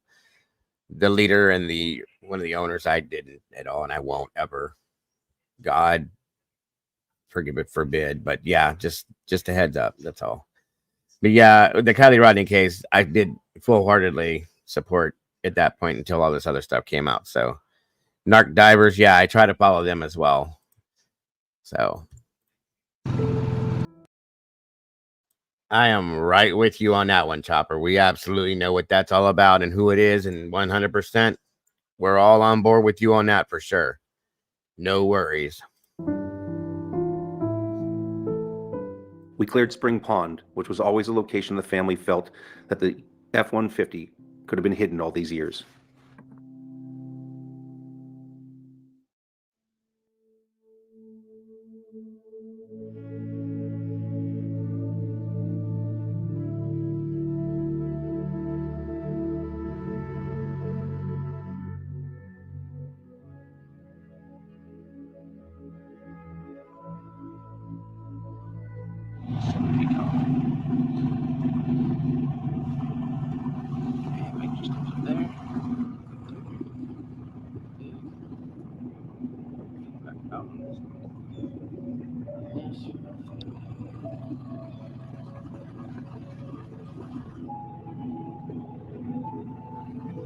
Right there. What was that?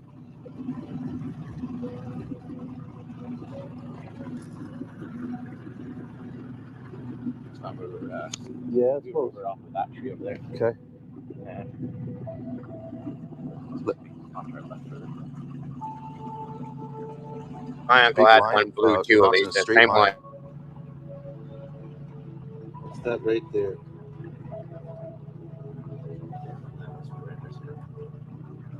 Yeah. Yep. Oh yeah.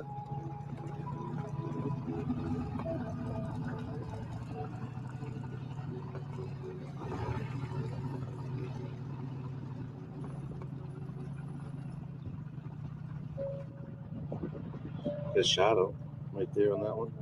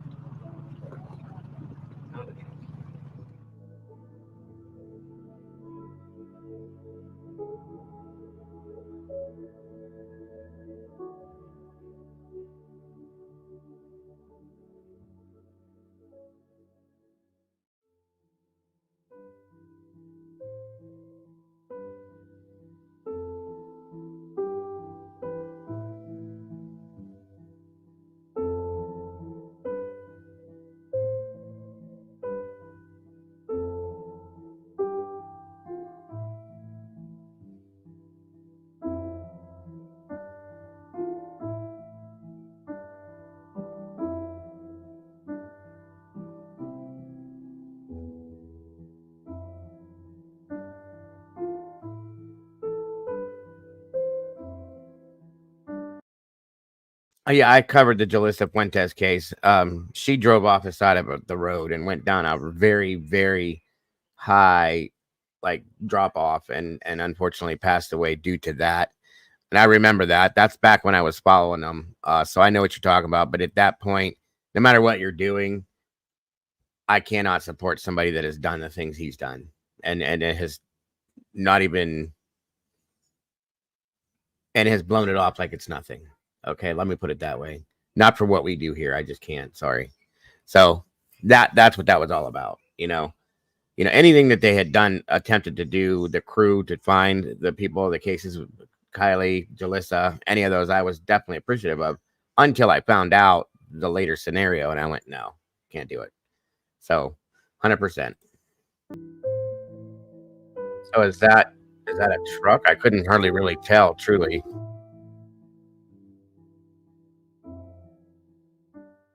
Just so everybody understands what we're looking for and what we're trying to see on the screen. No, that was a different one, Murky. We are looking for vehicles that are in the water column that we can, or get into the water column, and we look at the depth, and the depth determines the size of the vehicle on the screen. If it's a deeper depth, it's a smaller car or a smaller item or object on the bottom. We can then move to 360-degree scanning and look at the vehicle sitting on the bottom in the water column, which is the center of the screen. We can then move to live scan while it's in the water column and look at the vehicle sitting on the bottom and rotate our stick so we can actually see the entire vehicle like an ultrasound. Absolutely, Crimson. No worries. And thank you.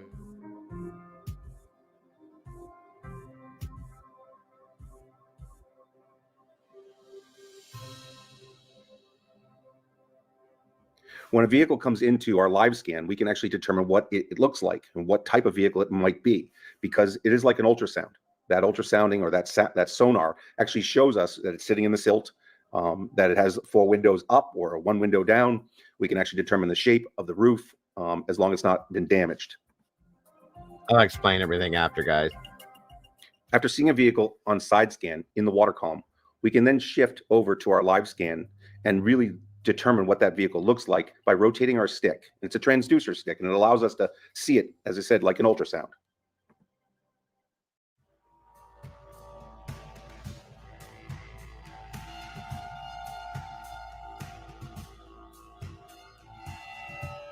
In this scan, we are looking at a side scan where the vehicle is looking from east to west, looking into the water column. The water column is what's under the boat directly.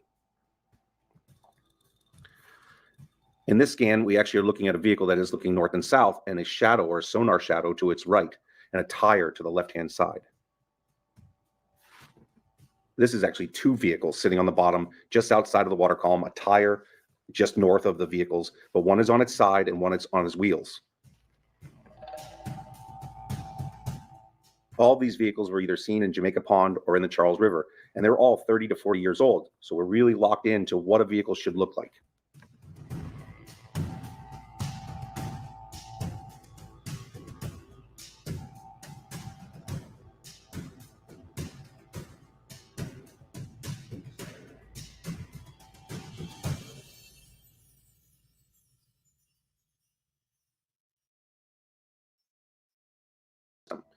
Sometimes an object looks like a vehicle. It doesn't look natural to the environment, but some rocks are square in formation. Other times when we're looking at the sonar, we can actually see an outlet pipe or a And long. That's probably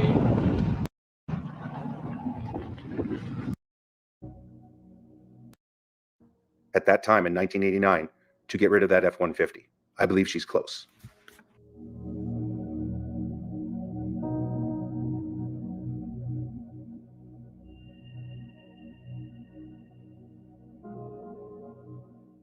There are many more bodies of water in the area, approximately 14 to 15 of them that we could use help on by fishermen to sonar some of these waters.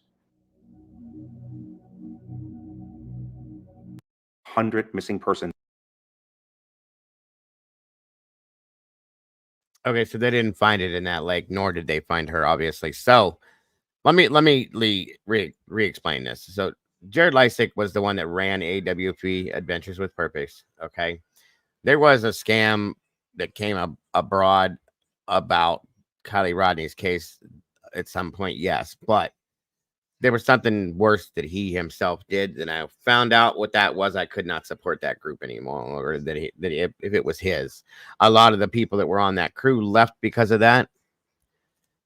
He did something to a family member that he shouldn't have. It came out, it was all over YouTube, and he just kind of shrugged it off, like, well, you know, it is what it is. That's not how you handle something like that, and I will not support somebody that does that. So that's what the big deal with that was. And then anything else that was done in regards to the Kylie Rodney case, I definitely cannot support that, because that case was pretty close to my heart.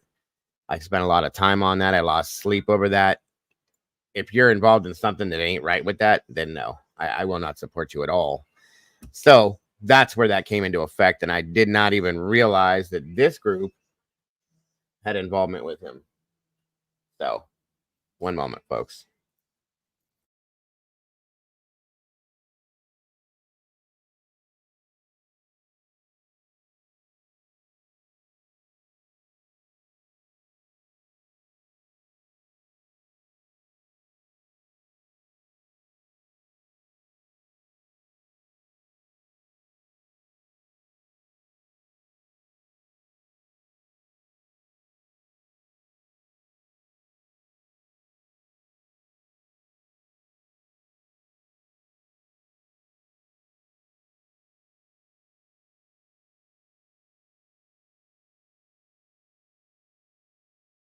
All right, sorry about that. Let me see. Exactly. Yes, he's also suing Josh Cantu. There's a lot of mess with that whole thing, and I just won't have nothing to do with it. So that's all I'm saying. There's no excuses, Moni. That's right. You can't make one. Sorry. What's up, Mark and Betty? Good to see you tonight. Welcome. Yeah, Josh. I follow Josh as well. So I just stayed away. And I was hoping that I had found another group like that, another organization, but you never know. You never know until you find out. So I'm guess that's sorry.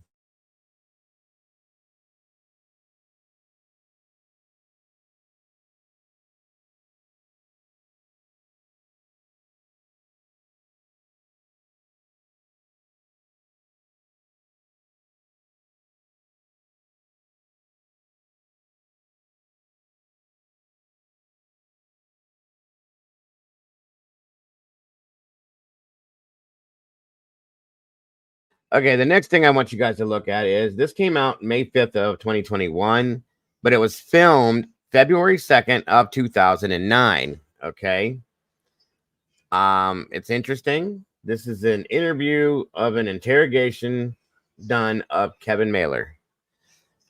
So again, this totally relates to this case, in my opinion. This is the person I believe that may have done this. Okay.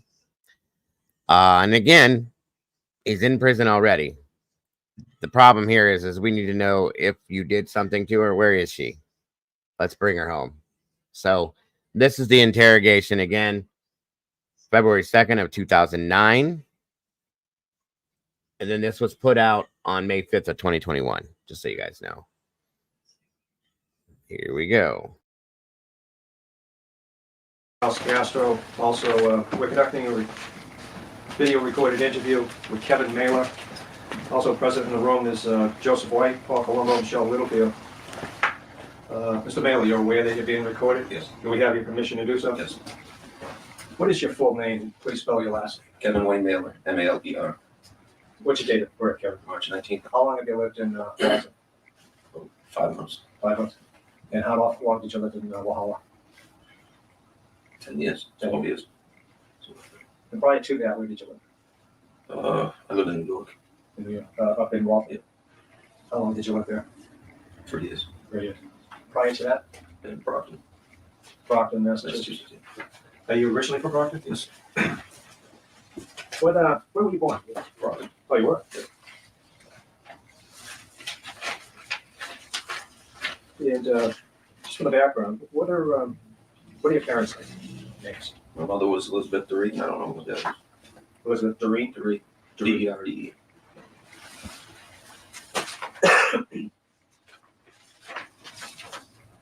Kevin, so back to the Brockton area. You say you've always lived in Brockton. No, I didn't always live in Brockton, no. Oh, you did? I was a foster kid. I moved all over. So you were born in Brockton, moved away? Yeah. Oh, okay. Where'd you move to? I lived in Foxborough, Whitman, Duxbury. A couple of places. I don't know. Foster homes? Yeah. How was that? Yeah. Don't even go there? No, I'd rather not talk about it. Okay. When did you move back to Brockton? When I was 18. You were 18. What year would that be? 84, I think, 85. 84. And where did you move to? I lived with my mom on North Montello first, and then I got an apartment on North Montello. Oh, you got your own place. I lived all over the place, so I mean, there's like hundreds of places. Sure. Oh, in Brockton? Yeah. Okay. Your mom, you're talking about your biological mom? Yeah. Okay. And at the time, was her name still, was she I think it there? was Revis, I think. Her Revis? name was at the time. She's married like 3 times, 4 times. Okay. Did you get along good with your mom? Sometimes. Yeah. She's deceased now. Who did you, once you moved to Brockton, back to Brockton, who'd you hang around with back then? A lot of people. Melvin Ducharme, he's deceased. Andy Adamson. How did Melvin die? He went to help somebody in a car accident on the highway and got hit by a car. Okay. In the Brockton area? Yeah.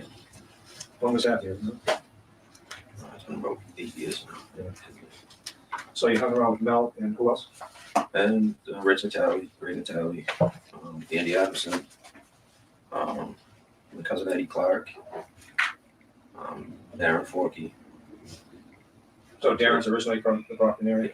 You live with him now, right? Yeah. David Burke. There's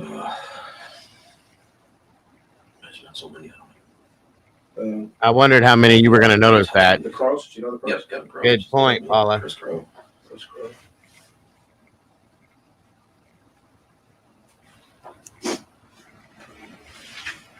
What can you say about those guys? Start with, you mentioned the Tallies first. Start with the Tallies. How they, when you were growing up, what kind of people were they? They were like the head of the neighborhood, pretty much. I mean, they were what I thought they were, but Head of the neighborhood, the tough guys? yeah, pretty much. They had an image of it. How'd you get along with them? On and off. It was alright. I mean, me and Rich had a lot of problems at times. Why is that?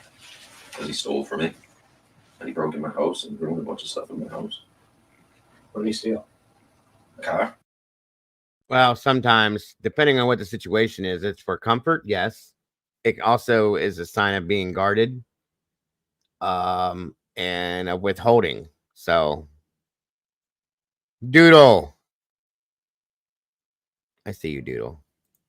And then sold it. He stole a car and then sold it? Yeah. How did he get away with that? Don't you need a title? I don't know how he got away with it, but he did. You forged your name on the title? I guess. Yeah. What kind of car was it? It was a Golden Cutlass. What else did he steal? I don't remember exactly. Just I know it broke my house, put toothpaste all over all my stuff. Stuff like that. Why would he, if he was your friend, why would he It was, shit like that? it was on and off then. Yeah. How did he treat women? Rich and Taylor? I've never seen him do anything bad to a woman, so. But he had a lot of girlfriends. He did? Yeah.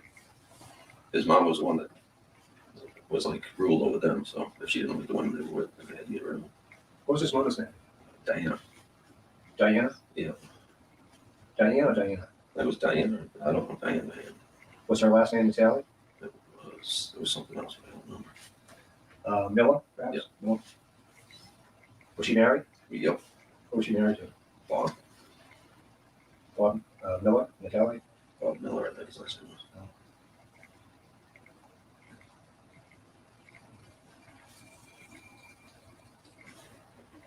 What did she do for work, you know?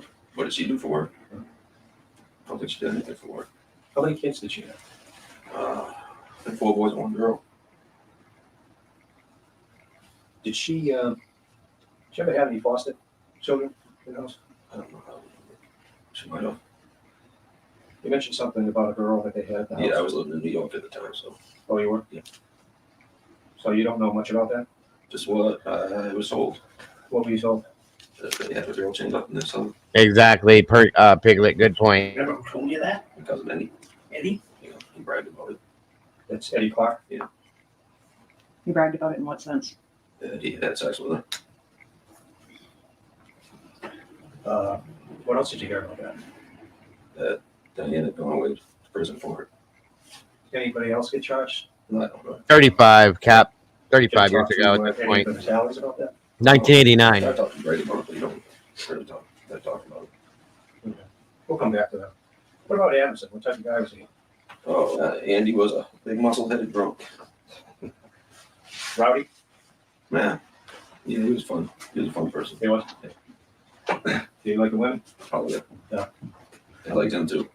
Is that right? Oh, yeah. Good looking guy? Yeah. How did he treat his women? As far as I know, decent. Who did he look like? Do you know? It You're was okay, bad. Crimson. It was across the street from me. I live with my mom in Montello.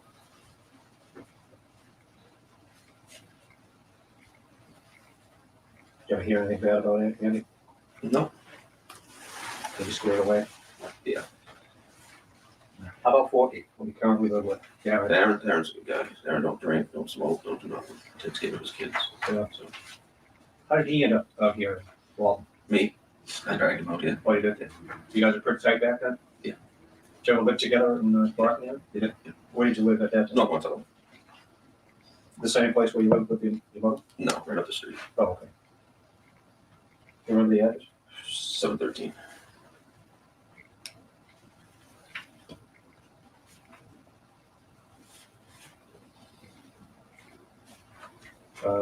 You mentioned the name Burke. David Burke. David Burke. Who was he? He's a friend of mine that stayed with me. In Brockton? What happened to him? That's a good point, Will. Why would someone feel comfortable bragging about having sex with someone like that? That's good point. This shows the mentality of some of these people, guys. It's sick. Yeah, hold on a minute. Let me go back for you, Paula. They thought they were then. Head of the neighborhood, tough guys? Yeah, pretty much. They had an image of it. I lived with my mom on North Montello first, and then I got an apartment on North Montello. You got it on course, okay. I've lived all over the place, so I mean, there's like hundreds of places. Sure. Oh, with Brockton? Yeah. Okay. Your mom, you're talking about your biological mom? Yeah. Okay. And at the time, was her name still, was she in there? Revis, I think. Revis? I think it was at the time. She's married like 3 times, 4 times. Okay. She get along good with your mom? Sometimes. She's deceased. Who did you, once you moved to Brockton, back to Brockton, who did you hang around with back then? A lot of people. Melvin Ducharme, he's deceased. Andy Adamson. How did Melvin die? He went to help somebody in a car accident on the highway and got hit by a car. Okay. Yeah. In the Brockton area? Yeah. When was that, do you know? It's been about 8 years now. Yeah. So you hung around with Mel and who else? And Rich Natali, Greg Natali, Andy Adamson, my cousin Eddie Clark, Darren Forkey. So Darren's originally from the Brockton area? You live with him now, right? Yeah. David Burke. There's been so many. If you ask me the names, I'll tell you. The Crows? Do you know the Crows? Yep, Kevin Crow. David, Chris Crow. Chris Crow.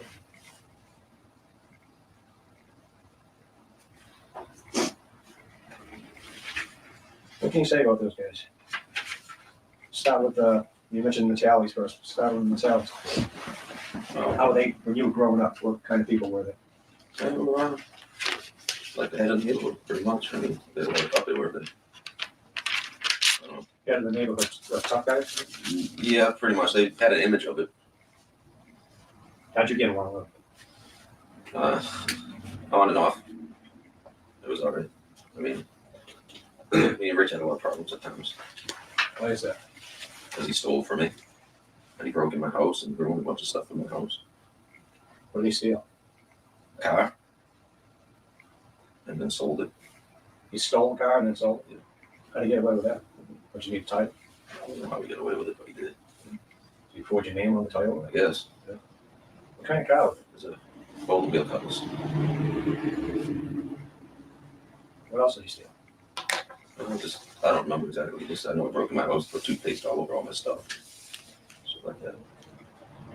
Why would he, if he was your friend, why would he He do was, shit like that? we didn't have, it was on and off thing. Yeah. How did they treat women? Rich I've never seen him do anything bad to a woman, so, but he had a lot of girlfriends. He did? Yeah. His mom was the one that was like ruled over them, so if she didn't like the women they were with, they had to get rid of them. What was his mother's name? Diana. Diana? Yeah. Diana or Diana? That was Diana. I don't know Diana. Was her last name Italian? It was something else, but I don't remember. Miller, perhaps? Yeah. Miller. Was she married? Yep. Who was she married to? Bob. Bob Miller, Natalie? Bob Miller, I think his last name was. Oh.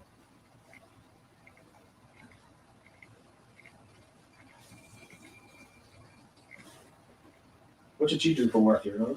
What did she do for work? I don't think she did anything for work. How many kids did she have? I think 4 boys, 1 girl. Did she ever have any foster children in the house? I don't know. She might have.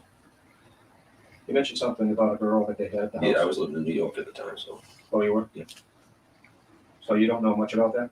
Just what I was told. What were you told? That they had a girl chained up in their cellar. Do you remember who told you that? My cousin Eddie. Eddie? Yeah, he bragged about it. It's Eddie Clark? Yeah. He bragged about it in what sense? Yeah, he had sex with her. What else did you hear about that? That Diana had gone away to prison for it. Anybody else get charged? I don't know. No.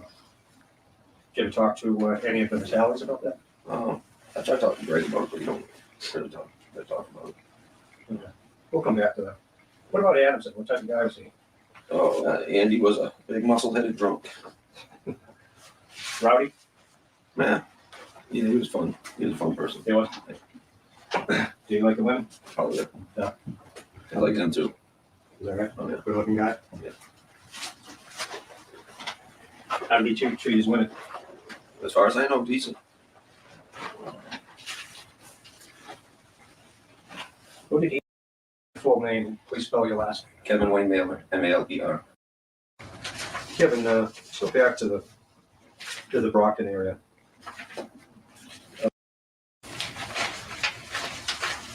And just for the background, what are your parents' names? My mother was Elizabeth TRHE. I don't know what that is. Elizabeth TRHE? TRHE. D-E-R-E.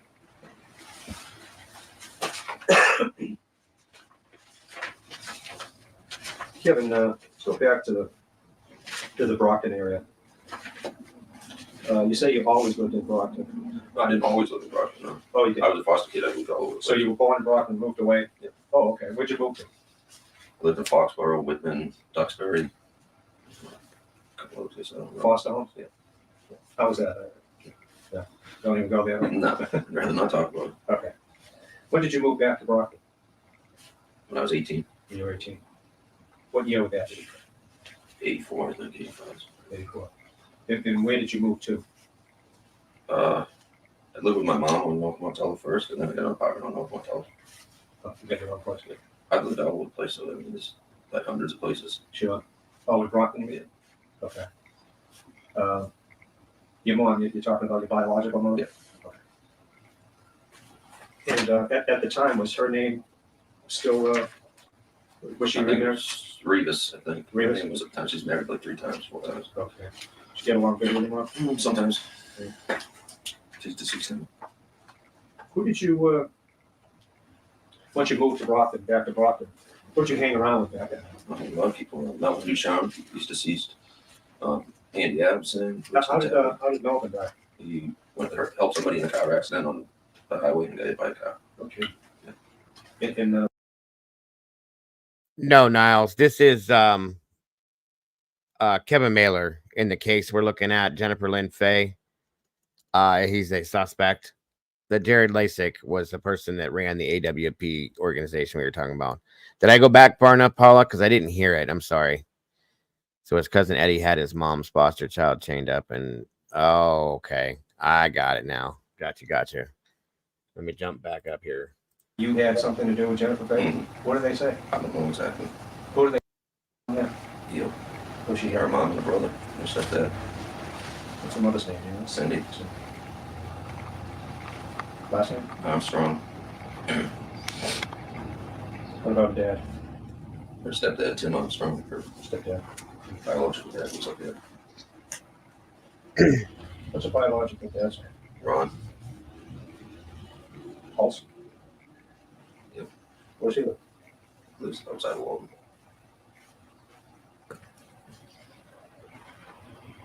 I'm surprised Andy doesn't have this accent. So, is this where you met Angela? Was it in Malta? What was? Did you live with her up here? No. How old was she when? 16 or 17.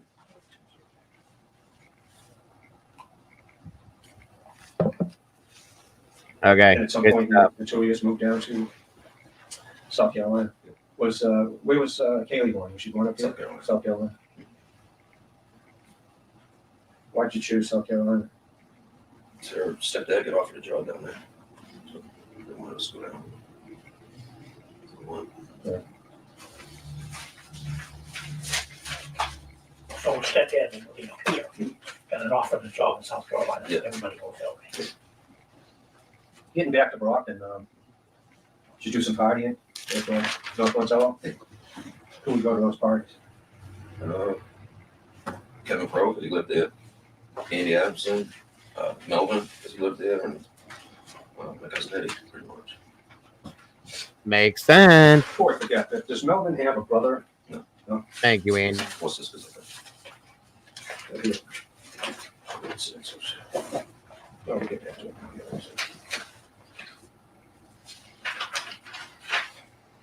So, Duchamp, right?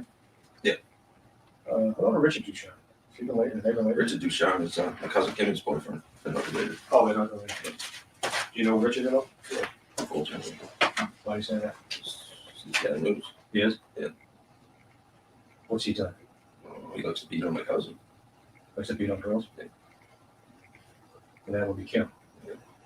She beats on the back too. So. They still together? I guess. I don't know. I don't talk to him. Do you ever witness that? No. No. And how do you know that? The kids told me. The kids? Their kids? Yeah. How old are their kids? 10 or 11. I'm sure. That's not good. No. Did you ever meet him in person? Yeah. Oh yeah? He stayed with me in South Carolina. He did? Yeah, and the kids. And what happened down there when he stayed? I turned him in for child abuse. Turned him into what, the Police. authorities down there? Yeah. What, was that something that you saw? That you witnessed? Their son touched my daughter, and I asked him why. And he said, because I see my mommy and daddy doing it. They let the kids watch them have sex. You mean sexual abuse? Yeah. No. They just, I don't know. They just let the kids watch them have sex. I see.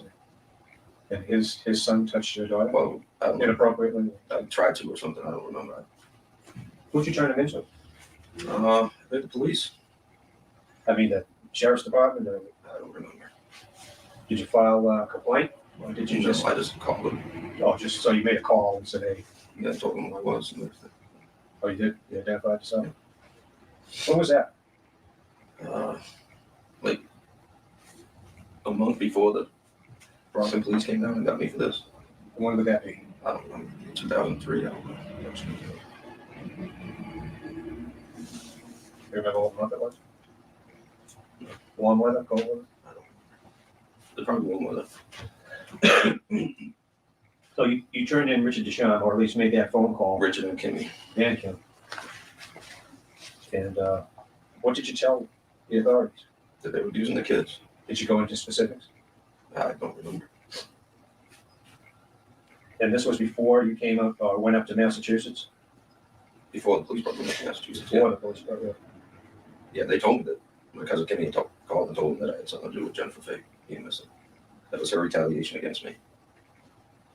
So you told the cops that they were abusing their kids after she made accusations? No, before. Before? Okay. How long before, you know? Like a month, I think. I don't know. I don't remember exactly. And they told. If you guys aren't catching this, he's claiming that his cousin and her boyfriend, husband, whatever, were abusive towards their kids. They allowed their children to watch them being intimate. And he says that she flipped on him as retaliation for him turning them in for that. And that's why he's being accused of this Jennifer Fay shit. I'm going to call bullshit, but I'll keep listening. Law enforcement that you had something to do with Jennifer Fay? What did they say? I don't know exactly. Who did they tell? I don't know. Why did they do that? To get back at me for turning them in for child abuse. They bragged about it. Who did they brag at? Me. What did they say? They said they did it to get me back.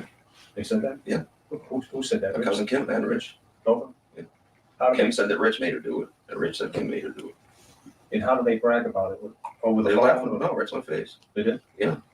Were they still down in South Carolina? No. So you met with them in Yeah, a Massachusetts? few months ago to confirm about it. Oh, just a few months ago? Yeah. I told you I was in Brockton a few months ago. 5 months ago. Did you know they had done this? Yeah, the cops told me they called. Is that what prompted the cops to go down there? Yeah. Then what did they say that Kevin and Richard told you? They didn't explain everything. They must have, who were down there to talk to you? And yeah, I know, and we'll state trooper. You remember the state troopers? No. Was it DeMori? I don't think so. When they approached you down there, they must have gave you some information. What did they tell you was going on? Why were they down there? On a warrant. Assault warrant. Assault warrant? Assault. Assault warrant. Assault warrant back in Massachusetts. What? 13-year-old warrant. It's kind of going to extremes, looking for you in South Carolina for an old salt water. Well, they ended up afterwards, after they brought me in and everything, told me that they were going to question me about Jennifer Fay. Then what did they question you about? Just asked me if I had anything to do with the disappearance. What did you tell them? No, They go into specifics? not really. They tell you what prompted them going down? And They said they got a call from my cousin and her husband. so it was all based on Kim and Rich's? That's what they said. Did they mention anyone else that might be involved? This is an interrogation, Leslie, of Kevin Malor, the person suspected of being involved in the disappearance of Jennifer Fay. He's being interrogated right now and is explaining certain things that were brought up in the past and as to why he's sitting here having this interrogation. Welcome back. Yeah, Rich Natalie. What do they say about him? That they think he was involved. What do they say it on? They tell you? No. No, that I remember anyways. It's my own. When they questioned you down in South Carolina, where did they question you? They questioned me at the sheriff's department for a little while there, and then brought me up to Massachusetts and questioned me more up there. Did they transport you up? Yeah, they did. How did they do that? On a plane. The two of them? Yep. Was there a U.S. Marshal with them? Or No. Did you go voluntarily? Yeah, I signed a waiver of extradition. Extradition. Yeah. And then they brought you up to Massachusetts. What happened? Oh, sorry, go ahead. What happened up in Massachusetts? They stuck me in a jail cell in Where did they put you? Brockton City Jail. So right at Brockton Police Department. Then they questioned me for a little bit, and then they stuck me back in the cell, and I had to sit there and wait to go up for the assault charges. How long did they question you for? I think it was a couple hours, maybe. I don't remember. Yeah, that questioning was it. Did it have anything to do with the assault? No. What did they have to do with it? Jennifer Fay. And what kind of questions did they ask you? They asked me if I had anything to do with the disappearance. And then they said something about, they were told that she was put in my truck and drove into a lake or something. Where did they come up with that? I have no idea, but my truck was sold to Melvin's father, so. It was sold to Melvin's father, Melvin. Duchamp's father, Big Melvin. Yeah, okay. What kind of truck was that? It's a Dodge Power Ring, big green ugly thing. Now, see, he just claimed now that it was a green Dodge. The truck that went missing that he owned when he lived in her neighborhood was a brown F-150 Ford. Two different makes, models. I think he's lying. And you sold it to Melvin's father. You remember his name? Melvin Sr. It was Senior? Yes. They live in Rhode Island, Woonsocket, I think. What year was the truck? Remember? It was 70s, I think. What did it look like? It was big, ugly. The dents on it. Was it fairly new or old? No. Old. And you customized it, it was No, customized. no, I mean, had big tires. Lights or anything? I think that plow hitch on the front of it, I'm not sure. Did you own any other trucks back then? Trucks. I think that's the only truck I've ever owned. When did you own this truck? When? Oh, God. 80, let's see. 88, 89, somewhere in there. And it was green? Yeah. And you sure you sold it to Melvin? I'm Senior? positive because we've already talked about it. I think he has his registration or something for it. Oh, okay. Exactly, Linda. They know he's lying. They know they're reaching for the Ford right now, is what they're doing. He's trying to go completely around it. Good. What'd you get for it, you know? Oh, probably like $100. Oh, okay. So it didn't have much value? No. Then you transferred the title and everything? I don't remember. I must have. Oh, either a title or bill of sale. You must have gave him something. Yeah. You said he could produce that, but I think he was looking for it last time I talked to him, but that was like 4 or 5 years ago. Talked to him about it. and he's living in Rhode Island? Yep. Do you know where? Woonsocket, I think. I could probably come up with a number if you give me a few days. I agree, Cynthia. And you don't remember owning any other trucks back then? No, I mostly had motorcycles and like fixed up cars. What kind of cars? 67 Chevelle, 71 Carlo,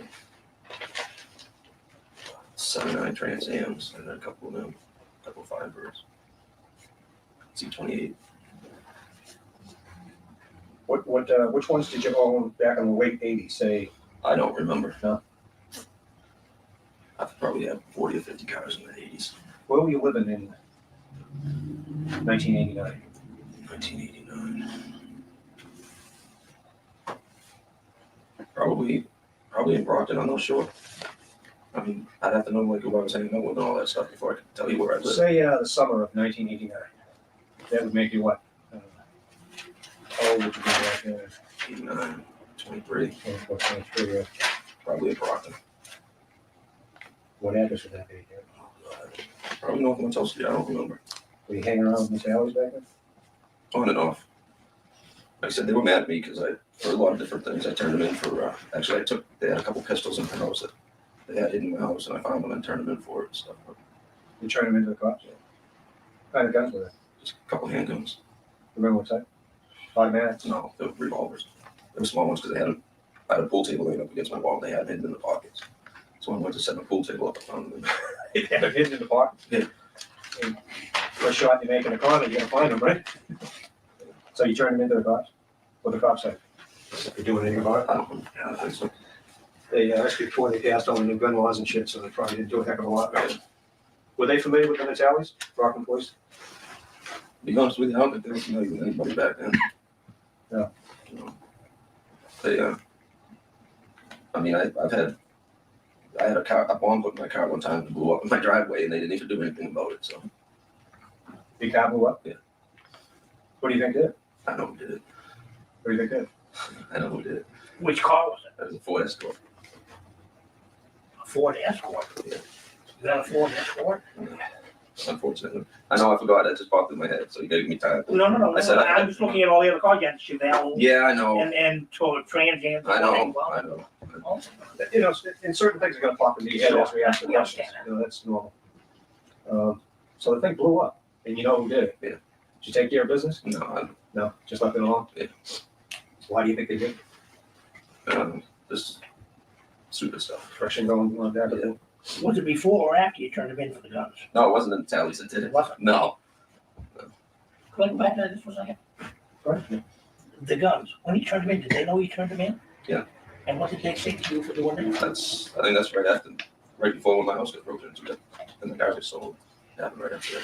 Okay. I'm pretty sure now. I could be wrong, but I think it was right around the same time. They didn't do anything physically to you. They don't know anything physical. Would they? You think? I doubt it. Mom might, the dad might, but not the, No? Did you ever have something going on with a mother? You can ask that. Yeah. Would you say you knew we were gonna ask that? So, Apology for huh? I think everybody in the neighborhood did. Yeah, I was gonna say, don't feel alone. yeah, right. It's not like you were special. No. How the hell that come about? I was just young and drunk and stupid. How I was old only were 18. you? 18? Yeah. They happened more than once and Yeah. they did? Yeah. Was she a good looking woman? No. When you're 18, We've all had you're those here, too. right? Yeah. Hey, we do stupid shit when we're young. So, did she have a reputation? As of what? What kind of reputation? Well, going out with younger guys? No. That was pretty much kept secret because her husband came after me for it. You did? Yeah. Oh, he's coming after you. You're a kid. No. Did the kids find out about it? Yeah. The boys? What do they think about that? They never really talked about it. They didn't want to hear about it. Yeah. I mean, was Richie pissed if that went on? It might have been. I don't know. But he never approached you? No. The husband knows everybody that was. He didn't. He found out about you. I don't know about me. How do you find Welcome, Siggy. Somebody told me. He chased me around the street, though. I remember that. on foot? Yeah. Do you suppose he knew of all the others, but just never said anything? What kind of guy was he? The old man. Mean. Was he? You know, now was this the step? This was the stepfather, right? I think he was Keith's dad, and Lana's dad. The youngest kids. Yeah. What do you remember about Jennifer? What I remember about her, she used to sit on the wall across the street from our house, hang out with her. Some other girl. Is that how you remember? Yep. Good looking kid. Yeah. Little. Did you talk to her much? I don't think I talked to her that much. I mean, maybe passing by, I said hi. So. I know she hung out with a lot of people I hung out with. Though. Who's she hanging around with? She hung out with, like Andy's girlfriend, I think she hung out with. What was that? Dorinda, I think she hung out with. Dorinda? She hung out with the girl that lives across the street from the Tallies. Who would that be? I'm trying to remember her name. If you told me some names, I'd tell you if it was. Kristen? What was the last name? Balboa? Yeah. Did she live across the street from the tower? I think, like, you see the Tallies house, it's up off to the right, I think. Same street? Yeah. What kind of place was that from the Tallies homestead? It was all right. Any They were able to put up a good front like a lot of people do, I guess. any unusual shit happen there? Besides the girl in the basement.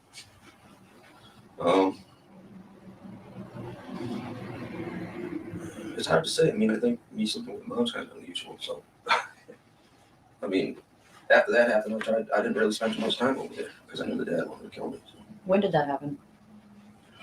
84, I think, 85. So after 84, 85, you didn't hang out at the Natalie's? I hung out with them, but not a lot over their house because I knew the dad didn't like me. Did they get their own place at some point? They got a place that burnt down. It was up the top, up where the mom lives, up on the same street, but you took a right onto a dead end street, and there was a apartment building there. That they got. And I think I was over there once because we weren't getting along there. Who's they? Did Rich. Yeah, I'm not sure if his brothers were there or not. Rich got his own place? Yeah. Did you have any roommates at the time? I don't know. Was that a party place? I guess I wasn't getting along with him back then, so No. at that time, no. Did you hang with him at all? I think I hung more with Greg than I did with Rich. Are you more Greg's age or? No, You're both I'm actually Greg's. neither one of their ages. You're Greg older was than the children. Greg was like, he needed like a big brother figure in his life that he wasn't getting from Rich. So. Oh, so you were pretty tight with him? You still communicate with him? With Greg, yeah. With Greg. How about Rich? I ain't talked to Rich since I had a flat tire in Brockton. When was that? I think like 2005, 2004, something like that. So, cops came down to Valhalla in June of 03. You can't remember that, but I have some notes in here somewhere that I know that's when that happened. They took you. Was it June? I thought it was July. Two. Could be. June, I thought it was July 4th or something. Well, you might have been up here on July 4th. Whatever. So right from here, you went up to Massachusetts, right? Where they questioned. They took From you South Carolina. From South Carolina. They took you up to Mass. How long were you up there? Oh, like 4 days, I think. And you say they questioned you. How long were you locked up in there? Like the weekend, I think from Friday to Monday. You were? Yeah. So 3-4 days? Yeah. How many times did they question you? Once. Just once? Once down there and once up there. And when you get up there, did they question you the first day you were there? I think so. And then what happened the next 2 or 3 days? Yeah, we could go to court on Monday. That's it. Okay. What happened when you went to court? I went in, got bonded out, and went back to court like 3-4 months later. When you left court, what did you do? Darren came down from Maine and bailed me out, brought me up to Maine, and then Angie bought me a ticket and I flew back to South Carolina. So Darren was living in Maine at the time? Mm-hmm. And he came down from Maine to bail you out? Mm-hmm. Good friend, huh? Yeah, well, Angie sent him the money, but yeah, he's a good friend. So you get out right around, or right after the 4th? Did you spend the 4th of July? I don't remember the exact date. I thought I was in there in July, but it's not. Okay, could be. Did they ever question you again about Jennifer Fay? No. When they questioned you about Richie and Natalie, did they ask you to do anything? No, I offered to do something. What did you offer? I offered to wear a wire and go talk to him. Did you offer that? I offered it. Why did you offer it? To help out. But what made you think that Natalie's might have something to do with it? The way they were talking, the way the police were talking. The way the police were talking? What were they saying? That they believed that he had killed her. This is why I keep asking, because the more questions I ask you, the more it comes back. They believe that Natalie had something to do with killing her. Yeah. Oh shit. What did they say? Just that they think that he had killed her. That Rich Natalie had killed her. Did they give you a reason? No. Where did they come up with that information? I have no idea. Did it come from someone else? I have no idea. You could ask them that. I don't know. And you said that you wear a wire and make contact with Natalie.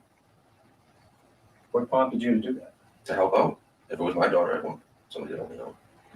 And I've always said that from the start. Do you think they had something to do with it?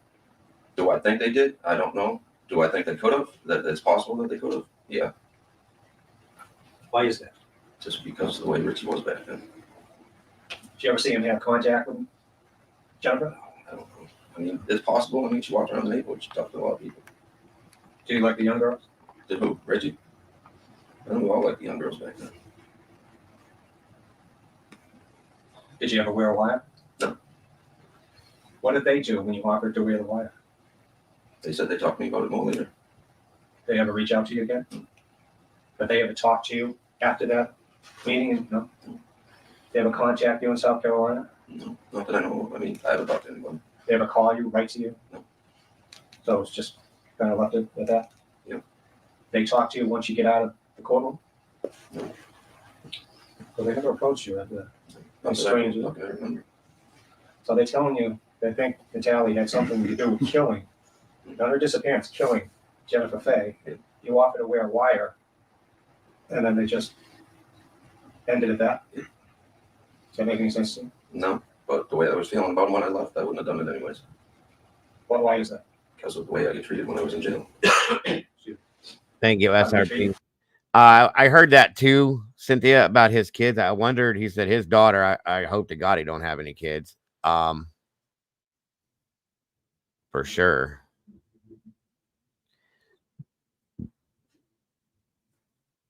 Interesting. And yeah, by the way, Salty will be live at 8 p.m. Central Standard Time, guys. I think that's 9 my time, Eastern time. So hopefully we should be done with this by then. And we could go over there and join her. Bad. You mentioned a couple of things earlier. Yeah, I had to tear up my own clothes to use for toilet paper because they wouldn't give me any toilet paper. They didn't flush my toilet the whole time I was in there. They gave me water with some chemicals mixed in it to drink, and they said that's all I was getting. How'd you know there was chemicals? I couldn't drink it. It was nasty. You taste it? Yeah, I could smell it. Why do you think they were doing that? Just to bust They your don't balls? care. If you ever went to Brockton jail, you'd find out. Yeah. You're not too fond of Brockton? No. Well, you're not too fond of the police department. Oh, I mean, it's not all the Brockton police. It's just them. Just on that particular time. Yeah. You ever been arrested up there before? In Brockton? Yeah. What were you arrested for? Probably for fighting. I think I got a domestic violence charge on me. Who did that involve? I think it was my wife. Diane? Yeah. And you mentioned Diane's last name earlier. Cool. C-O-O-L-E? C-O-U-L-L. C-O-U-L-L. And what happened to Diane? She passed away. She died of cancer. What kind of cancer was it? Breast cancer. How old was she? She was 27, I think. Where were you guys living at? Were you living with her at the time? She was out here. Oh, you were? Split up. Oh, you had? She was cheating on me. Did you have any kids together? When was that? When did you have that relationship with her? 92, I think. I got married in 92. 92. Is that, was that your first long-term relationship? Long term? Yeah, I guess. It wasn't my first serious relationship, no, but it was my first longer than a few months relationship, yeah. Who was your first relationship with? Oh, God, I don't remember her name. I was 13, I think. 13. You sounded young, huh? So you got married in 1992. Who were you dating back in 88, 89? Girl Sandra. Girl Chrissy. Regina. So Sandra, what was her last name? Right along. Right along. How was that relationship? It was good. How old were you when you met Sandra? I was like 20, 21. How old was she? I was 16. What happened there? I met somebody older. Thank you, Cap. Appreciate that. $9.99 super chat. God bless. Appreciate you very much, sir. Her parents sent her over? Why, they pissed or something? No, they just didn't want her living at the house. Oh, really? What, why? Was she pregnant or? No. No, she did get pregnant, but no. She did? Yeah. Do you have a child with us? He died. Oh, I'm sorry to hear that. How did the baby die? His lungs weren't developed enough, and I had to unplug his machine. Okay. I'm sorry, did you just say you unplugged the machine? The doctor gave me the choice of doing it. Man, that's tough.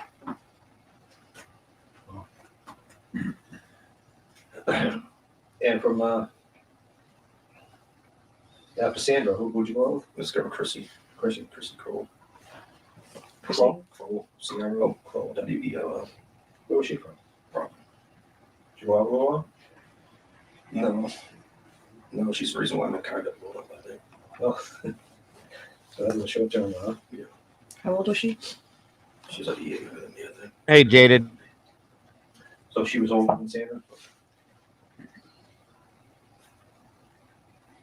And then after that, you said Regina? Regina was like always there. Like, so I think she was my kid's mother, so she was like, always in the picture. Or even during Chris and Sandra? Oh, really? Yeah. So that was a long term, huh? Off and on. Yeah. How old were you when you were out? 19, 20. How old was she? She was like 15 or 16. Yeah. Yep. Made my mistakes. Regina who? Flannery. So this guy's a creep, period. Like, he's 19, 20 years old dating a 15 or 16-year-old. What the hell is your problem, bro? That's twice now he said that. Two different situations. What did the parents think about that? Well, actually, I met her to protect her. I was supposed to protect her from her dad. That's how all that started. You mentioned something earlier about her dad. Can you repeat what you told us? He was in prison for raping his kids. And was Regina one of those kids? Yes. What was his first name? Joseph. Flannery? Yep. How many siblings does Regina have? She's got 2 sisters and she had like 4 brothers or something. And you say he got convicted of raping his kids. So pedophilia. Pedophile? Yeah. Was it just the girls or the boys too? As far as I know, just the girls. Just the girls. Sick bastard. What did he do to him, you know? I'm not sure. You say you were protecting her, so it must have been prior to you getting involved with Regina? No, she was always scared of him. Yeah. So he must have gone to prison after you started dating her? No, it was before, but she was still scared of him when he got out. And he was staying at the house and he wasn't supposed to be. When was that? Do you remember the year? Like 87 or something like that. Somewhere in the late 80s. And what was his name again? Joseph Flannery. Joseph. What did he? Absolutely. I was just thinking that, Alicia. I even took a note of that. The stuff he can remember as compared to stuff he can't. It's quite interesting to me. Look like? Oh, what does he look like? I haven't seen him in a long time. He was When he looked like that? I was short, heavy set. Around here. And at some point he went back to live at the house? How the hell that happened? So far as Brockton for you, like he said, the cops don't care. Yeah. Elaborate a little bit. You said you got together with her really to protect her. Yeah, she was going with one of my friends at the time. You use the word protect. What did you think you would do to protect her? What to what extent did you go to protect her? Well, she was just scared to go home. I was, she was going with one of my friends at the time, and I was, that she needed a place to hide or whatever when she got scared, and she was always welcome in my house. So something blossomed and you ended up hooking up with her? Unfortunately. And you say you had a couple of kids with Regina? Sons, I believe? Yeah. What's the oldest son's name? Kevin. How old is he now? 21. How old was Regina when she had you? 16. 16. What did the mother feel about the relationship? No, he let me come live with them, so I guess they were all right. Oh, you're living right now? Yeah. Where was that? 4th Street in Brockton, I think. And then I went and lived with the grandparents in Stoughton because I had a job over there and I didn't have a car at the time.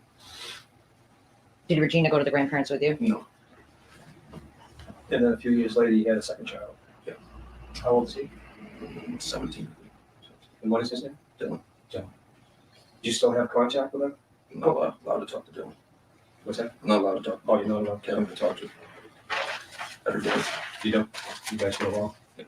How about Regina? Did you talk to her? No. That looks like that ended bad, the way you responded. Yeah. What happened there? I got married when I was still with her. That might do it. That tends to, yeah. Where'd you marry? Diane, And that was in 92? something like that, yeah. Where the Dylan was born. So you on and off with Regina for quite some time. Yeah, sorry.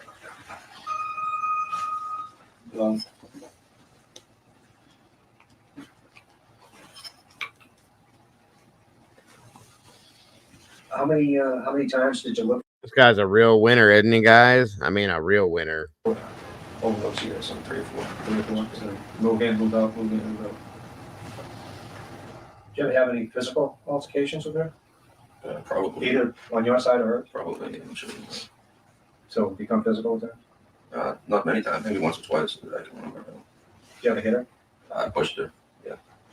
I guess that's considered. Yeah. Did you ever beat her? No. Did you ever beat her? Not that I can remember. Some of these, you think nothing you remember? I remember. Wouldn't you remember something like that? You're a pretty big guy. I think you'd remember if a girl beat on you, would. No, not that I'd admit anyways. Fair enough. Fair enough. Do the same.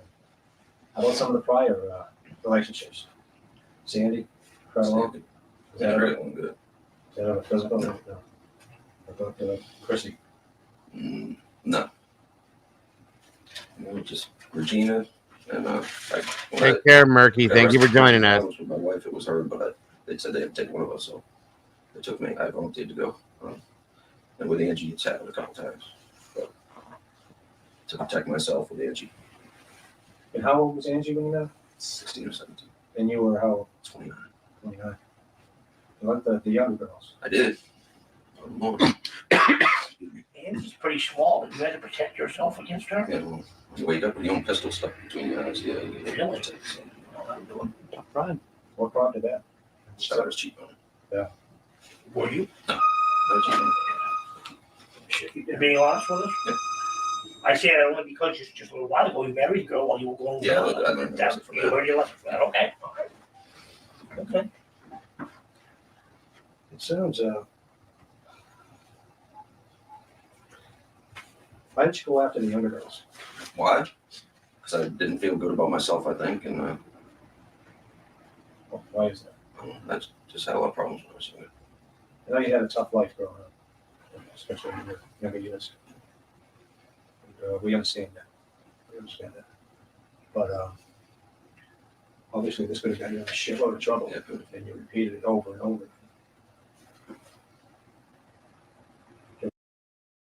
29 years old. He was dating a 16-year-old again. You find Jennifer attractive? She was too little. Too little or too young? Too both, probably. I mean, I don't remember it like that. No. No. You ever alone with her? Not that I doubt it. No. Did you ever want to be alone with her? No. What type of girl was she? Do you remember? She was like a little kid. She flirty? Not that I can remember. Not towards me. She like older guys? I don't know. Do you remember she ever had a relationship with any of the Natalis? No, I remember she was with this kid, Rick James or something like that. Rick James. What's that have to do with Natalis? He was friends with him. He was? You know, Type of person was I don't remember. I didn't really get along with him, so I don't know anything. Where was he from? I don't know. Why did you get along with her? There's just certain things about people. That's all. Were you a loner? Was Growing I? up? Yeah, growing up, yeah, I was. And then you got moved to Brockton and Moved to Brockton made because some my friends, mother huh? had gotten raped and I did. your mother got raped. Yeah. Did you know where your mother lived when you were in the fucking house? How did you find that out? When I turned 18, they told me, they always told me she was dead. They always told you who did the bus did. See? How'd you feel when you found out she was alive and living a couple of towns over? Just But what could I do? that first experience when you found her, how did that go? I don't remember. It was on and off. She was a nice lady from what everybody tells us. But I wasn't what she wanted me to amount to, so. Well, There are no subtitles, unfortunately. I looked earlier. I don't know why. It's weird, but sorry, there's not. is she still alive? No. She died a couple months before my wife did. So back in 95. Did you die in Brockton? She died of breast cancer in the same hospital as my wife died. Oh shit. Wow. How old was she? She was like 47. Were you up there when she died? I was already there. Yeah. Can I question? Sure. Earlier, we were talking about Diane, her passing away. When she passed away, you weren't living with her, you were up here. I was out there. Did you go to the funeral? How come? So I was told not to, or else I'd be killed. Who told you that? Her boyfriend. Who was that? Francisco something. I don't know his last name. First name was Francisco.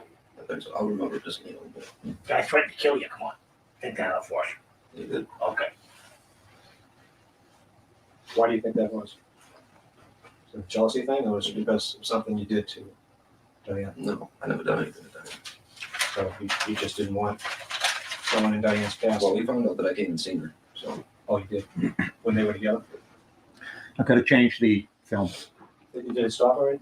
No, it's about to. We got a few Hang on a seconds. second. Hang on a second. We're going to pause momentarily. Recorded interview with Kevin Malor. Kevin, you're aware that we're switching the tapes here?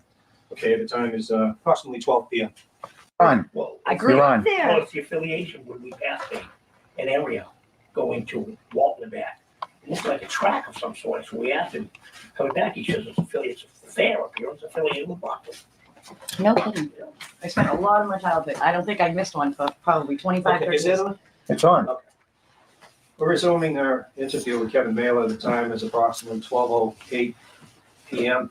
Again, Kevin, you're aware that we're recording this. We have your permission. And we did not discuss anything while the tape was off.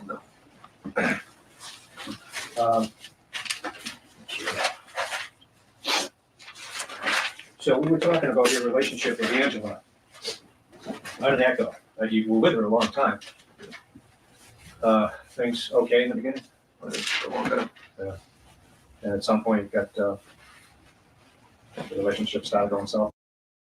He did say that then the Talley family, the mother, he did something with when he was 18, he said, Crimson. So yeah, the guy's a creep inside and out, upside down. I'm just saying, this guy's focused on answering to the guy only. He does not like answering. I noticed that he looks at her funny when she speaks too. Did you notice that, Siggy? He definitely doesn't seem to have the respect for women, probably, I guess you could say. I got to go pick up the grand. I'll be back. If you're gone, I'll see you over at Salty. Okay, Paula. Thank you guys for joining us. I know this is grueling, but the answers that he gives in this, to some sense, lead to some answers with Jennifer. That's why I'm showing you guys this. Was there any violence there, physical? Yeah. What happened? Happened more than once? A few times, yeah. Yeah. What happened? Just violence, that's all. You say that you could hold her own, apparently. Eh? Yeah. And you mentioned something about waking up one time, and what happened? I had a gun to my head. Who was holding the gun? I don't really want to get into all that. I don't want. That's fine. What type of physical violence was that? Just pushing. Yeah. I grabbed it by the neck one time. Grab it by the neck? Like choking? Yeah. What prompted that? I don't remember. Yeah. Do you drink? Sometimes. Drink excessively? No. I mean, I didn't drink for almost 3 years before I came out here. You have a physical disability. Yes, I do. Do you take medication for that? Yes, I do. What kind of drugs do you take? I take antidepressants and blood pressure medicine and pain medicine. What do you take the antidepressants for? Because I'm depressed. What are you diagnosed with? Depression. Depression and this and that. Do you have any bipolar issues? Yeah, I've been just a lot of different doctors and I've tried a lot of different things. Okay. Do you take any narcotics? Yeah. What type? Hydrocodone. That's like Percocet? Yes, Lortab. Lortab. Is that, I've never heard that phrase before. Is that something they refer to that as in South Carolina? Lortab? Lortab, yeah. Lortab. Is that a brand name? So? I don't know. Oh, okay. How long you been on those? Quite a few years. They make you violent at all? No. No. Gotta know you up, right? If anything.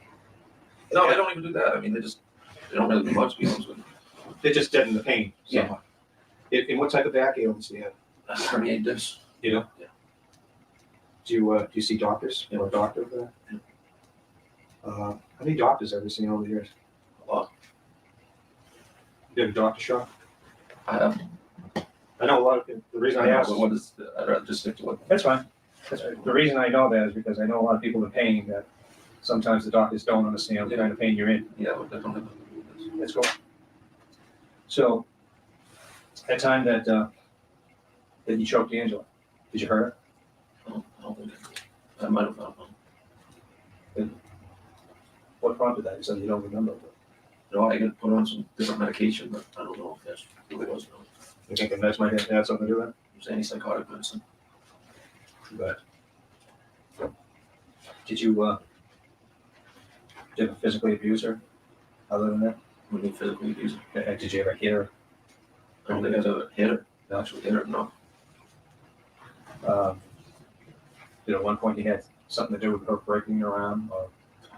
Yeah, but that was an accident. That wasn't done purposely. Okay. What would prompt these outbursts? Either on her part or yours?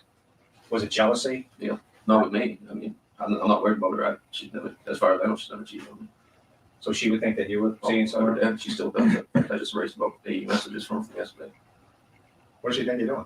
I would sleep with somebody. Does she consider you guys stolen item? I don't know. You have to ask her that. Yeah. You hoping to get back to her? Mm-hmm. You know, obviously you have a daughter together. And, we've seen firsthand how much your daughter cares for you. That's for sure. We know that. You don't even have to go there. Kevin, when the police came down to talk to you, they're still in the hands of the Brockton Police Department. They're still their file. And I'll tell you, it was still considered a missing persons case. Okay. Since then, they've upgraded it. Obviously, they think something's gone tragically wrong. You know, they probably should have done that early on. But to make a long story short, Brockton PD is no longer handling it. It's in the hands of Plymouth County District Attorney's Office. And it's investigated by the state police or investigators from the state police. So it's a totally different animal. It's gone. Brockton PD really doesn't have much to do with it anymore. Okay.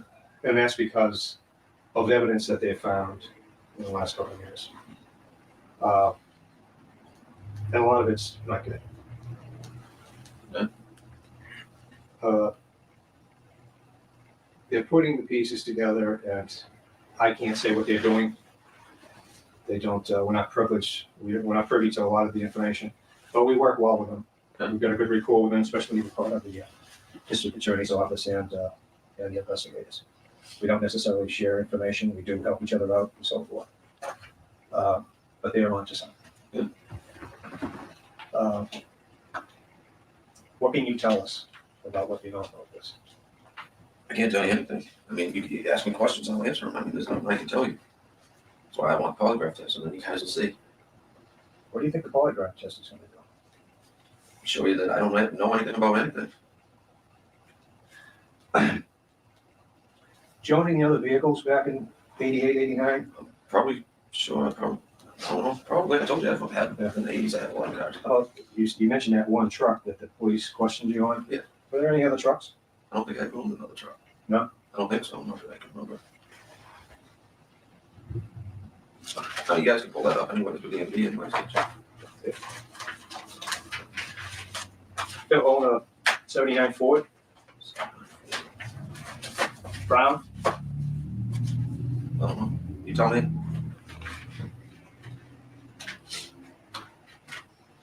Purchased in April, May of 09, 89 rather? I don't know. You don't remember that? I could have, but I don't think I owned another truck. Geez, I'm probably older than you, and I can remember every car I've ever owned. Oh, I've owned hundreds of them, so. Yeah. You don't remember owning a brown Ford pickup? No.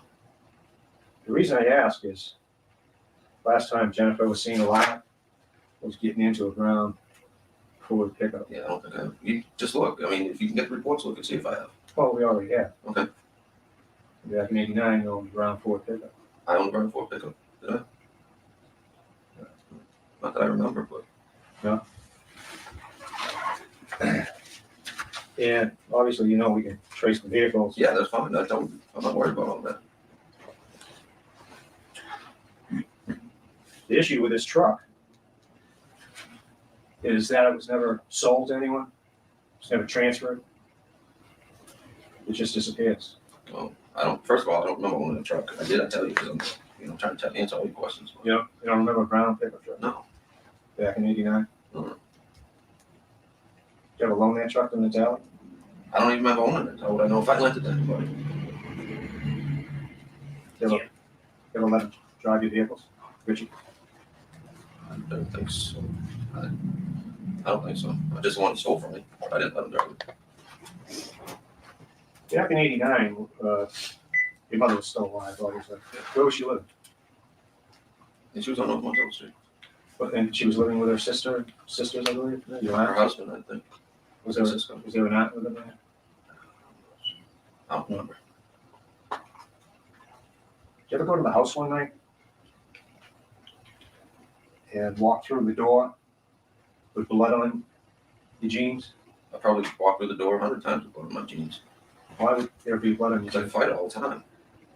How about one time in particular when there was a considerable amount of blood on your boots and jeans? You remember that? Your aunt asking you where or what happened? No, but I'm sure if she said it happened, it probably did happen. And my nose has been broken like 9 times. I've been stabbed in my head. I've been stabbed in my legs. Yeah. I mean, I fight. That's what I do. But this time in particular, something went on because we've been told that you made some comments when you came through the door. Okay, what comments? You're talking about Kimmy's mother, right? The one that. Yeah, you'd be your aunt. Right. And, your mother was there. That's fine. Do you remember that? No. What made you say that? Because you don't know my family, but go ahead. I'll answer some questions. Oh, no, tell us. Maybe that'll answer some of our questions. Just go ahead. What's that do? So anyhow, you walk through the door, according to a couple of different people, so it didn't come from one. Okay. You got blood on your boots. You got blood on your jeans, lower portion of your jeans. And they asked you what happened. Then you made some comments. What comments did I make? They did something that's going to haunt you for the rest of your life. I've done a lot of things that haunt me for the rest All right, Kevin, stop. No, I'm starting to get mad because. And there's no need to get mad. Listen, we have been on this for 5 years. Now, as I said fine, earlier, no, wait. As I said earlier, no, listen to me a minute. As I said earlier, we didn't come here on a fucking whim. We didn't come here and say, we talked to one people. Get the It's info time from somebody that's been a drunk all of to. Then help us. We've got a lot of info. I don't. And you gotta help. Polygraph, and you'll get all the help you want because you're gonna see I don't know shit. The thing is, you're the one that can clear up the shit that's been told to us. Instead of getting pissed How off. am I gonna clear up something they're making up? Just answer the questions. I am answering the question, but it's not good enough. My answer's not apparently. No, because you don't know, you don't remember. Because I don't. Listen, in the very beginning of this, Charlie asked you. He asked you a question. He says, "Yeah, going back to your daughter, Kaylee. Do you ever remember?" All of your answers were, "I don't remember. I don't." So and that's okay. Call the agent and ask me what kind of number you have. But when we got to Kaylee, and he asked you, "Did you ever do anything to Kaylee, assault-wise or anything?" To Kaylee? Yeah, and you said. Oh, I thought you meant to Angie. You said, no, we're talking about Kaylee, and you said, "I don't remember." Now I can understand you remembering a lot of I've things. never put a hand on Kaylee. You can ask Angie that. She'll tell you that. I never asked her. Right. I've never put a hand on my daughter. Okay. All right. That's good. I mean, she's a sweetheart. I've never touched my daughter. We have a lot of things, and they That's don't make fine. any sense. That's fine. You're the only one who But can clear you're that. asking me questions from somebody that has a lot of hate towards me, and that's been a drunk all her life. But that's fine. And how can she remember? How can she remember what I told her when she can't remember nothing else from back then? Thing is, Kevin, we told you we were going to ask some tough questions. We're not making this shit up. Yeah, well, somebody else is. That's fine. This information. I got clothes at my house right now. They got blood all over them. I mean, I've been in probably 1,000 fights and more. That's what I do. That's fine. That's fine. We're talking about one particular incident. And the reason we're asking about this is because it happened right around the same time that she disappeared. So we got to clear it up. We got to clear it up. But just answer the questions as best you can. I am, and I don't know. Is it good enough? If I don't know something, If I remember it, then I'll tell you. Okay, let me see if I can trigger something. This particular time, you had blood on your boots. You took your boots off and brought them out to the backyard and burned them.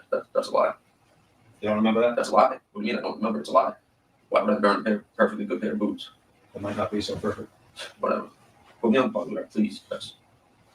No, that was good. That was a good answer. You just answered this question, and that's all we're asking.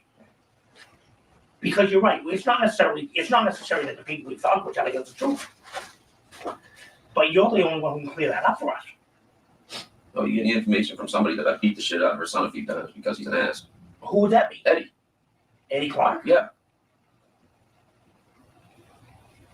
That's the only line I got. Yeah. Because I turned her daughter in for child abuse. Yeah, we met your daughter. Yeah. Obviously, Angie, and believe it or not, Angie cares for you. Yeah. You may be going through some shit, but you can see why she'd be concerned with this. She doesn't know these things. We don't tell anybody anything. Okay, if she knows, she'll tell you the same thing. We're trying to get information from people, not get it.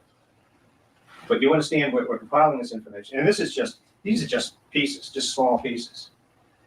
If we have this, you can imagine what the cops. I'm not worried about what the cops have to say. I had nothing to do with anything. I'm not worried about it. We don't seem to think that you killed Jennifer. We don't think that. We don't think I didn't. But we think you know who did. No, I don't. I don't even know if she's dead or not. We don't. Well, that's you guys. I don't. And this makes me sick. Let me ask you something. The information that Kim and Richie Deshawn told the police, right? The information that they gave them. What was it? I don't know. Was it based on comments that you made to Richie? No. No? No.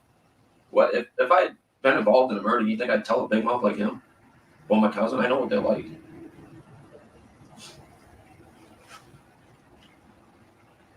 Kevin, you know what? You got to do the right thing for your daughter. Because let me tell you what. If you're not working with us, you're working against us. And the sad thing is, no one knows whether to believe you or not anymore. Well, that's fine. You put me on the polygraph. Thing is, we have a lot of. Trust me, I got no reason to stick up for Richard Talley. Are you afraid of Richard? No, I'm not afraid. I'm not afraid of anybody. You aren't. No, I'm not.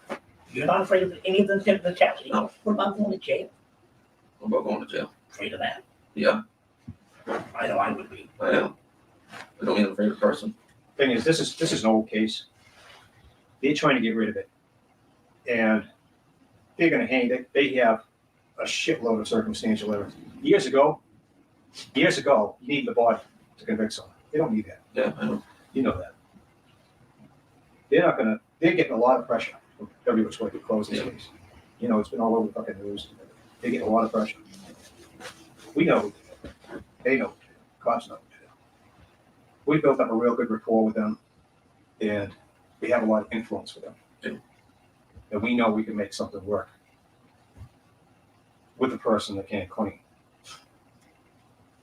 Right. And I'm telling you, Kevin, if you know anything, man. I don't.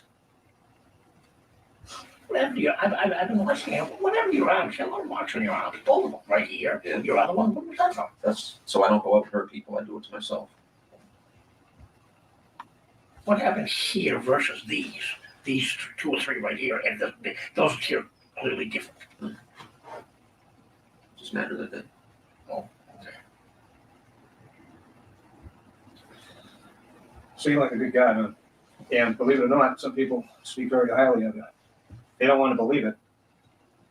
But what people do is they reflect on things that were said, things that were done, and then they put the pieces together. We don't have to tell them anything. We don't tell them anything. We can't tell them anything. We're just stupid. But there's a lot of shit out there that shows that you may be involved somehow or know what the hell's going on. Oh, it is. Thank you, Ms. Dauda. Thank you for being here. Done with what? No, I've done a lot of things in my past that I ain't proud of. But I ain't had nothing to do with this. Sometimes we get put into circumstances that we have no control over because of the actions of some other knucklehead that can end up taking you down with them as I well. understand that. And that's what's going to happen, Kevin. No, They're going to throw you right under the bus. Try throwing me And the tallies are going to dime you right out.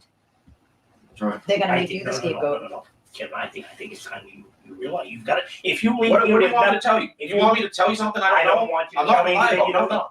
All I'm telling you that the tallies are next. That's fine. And we're not going to stop on the tallies.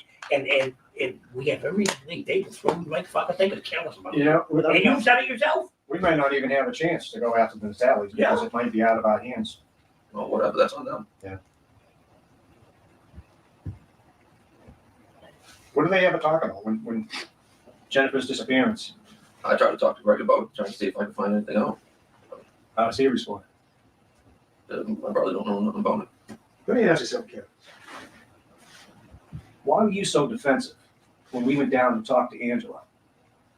You kind of freaked out. And my daughter was texting me and she was getting scared. And I asked Angela that, and she doesn't believe or didn't believe you had anything to do with it. But she said that every time Jennifer's name. Because it upsets me. I mean, you've been in brawls, you're a tough guy. So what? They don't mean I don't have a heart. You didn't really know the girl, right?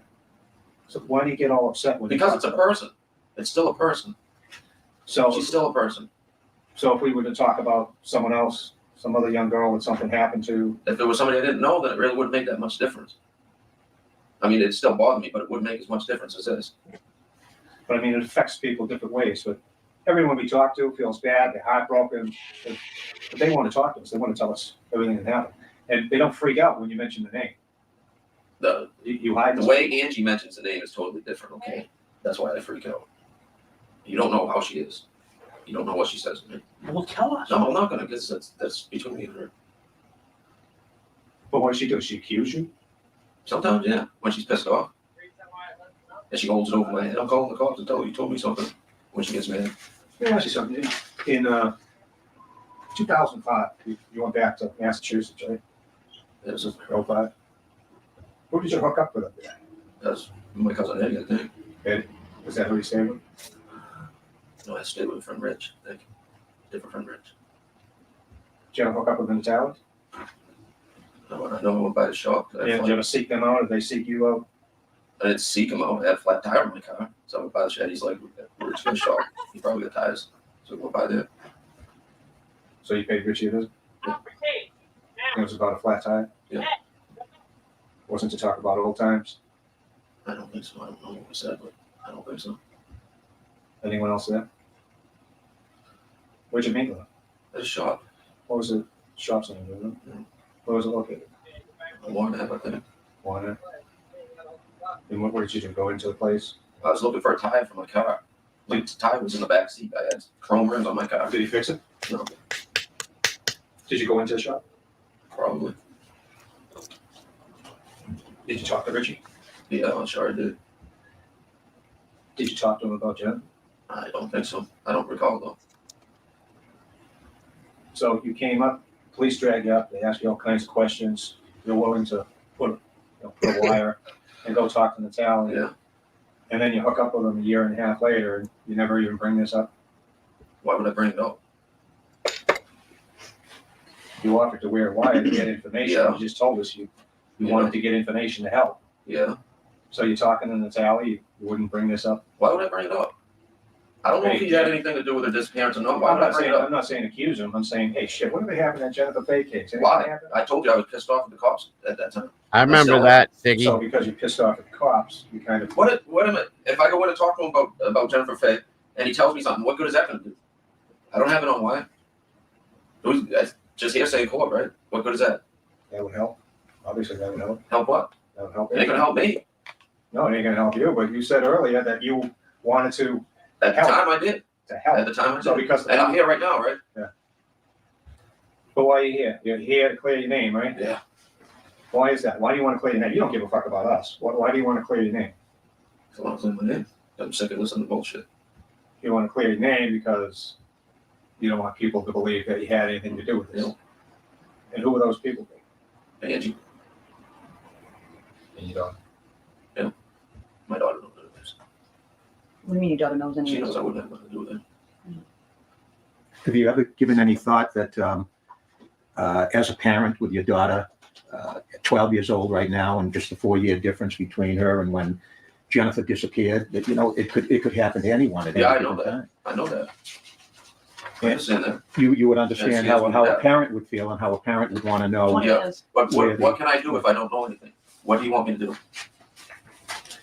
Well, I personally think Natalie had something to do with it. Okay, Very well. And I think that you were placed in a very awkward situation. But what I fear is that when Natalie goes down for this, that you're going to get down with him. That's fine. And that's fine. You've got a wife. I'm not a wife, but you've got a significant other. You've got a daughter, and you can't go to jail. You've got too much to lose, and it's just not worth it. It's an opportunity, I think, to. I can't tell you something I don't know. Then tell us something you do know. I Tell don't us what you know. You just said it'll come out. Yeah, it'll come out that I had nothing to do with anything. Trust me, I got no connection with Rich Natale at all. What happened to the brown truck? I don't know anything about a brown truck. Yeah, the 1979 Ford. It's gonna come back to go right up your ass, Kevin. Whatever. It's gonna come back to go right Thank up you, your Joe. Let me ass. tell you what we know, And Kevin. we're trying to help you with that. We are not the police. I don't care if you were. I'd be telling you the same thing. We're giving you an opportunity. She was at your house. To that help. night. Can't give you. She was what? She was at your house that night. At my house? Yes, she was. And we've got witnesses that put her there. Okay. Do you remember that? No, I don't. The party at 750 North Montallo. 750 North Motel. Yeah. I didn't live at 750. There was 3 girls there. I wasn't. I don't. The apartment building next to the hot. No. 3 girls. One of them was Jen. 3 of them, all of them up in your apartment. Not that I remember. No. Well, it specifically I had stands out to tons of one of girls them in my because house it was at the all first time times, she had ever used cocaine. So she remembers it vividly. Okay. And then the next day, her best friend turns up missing, gone.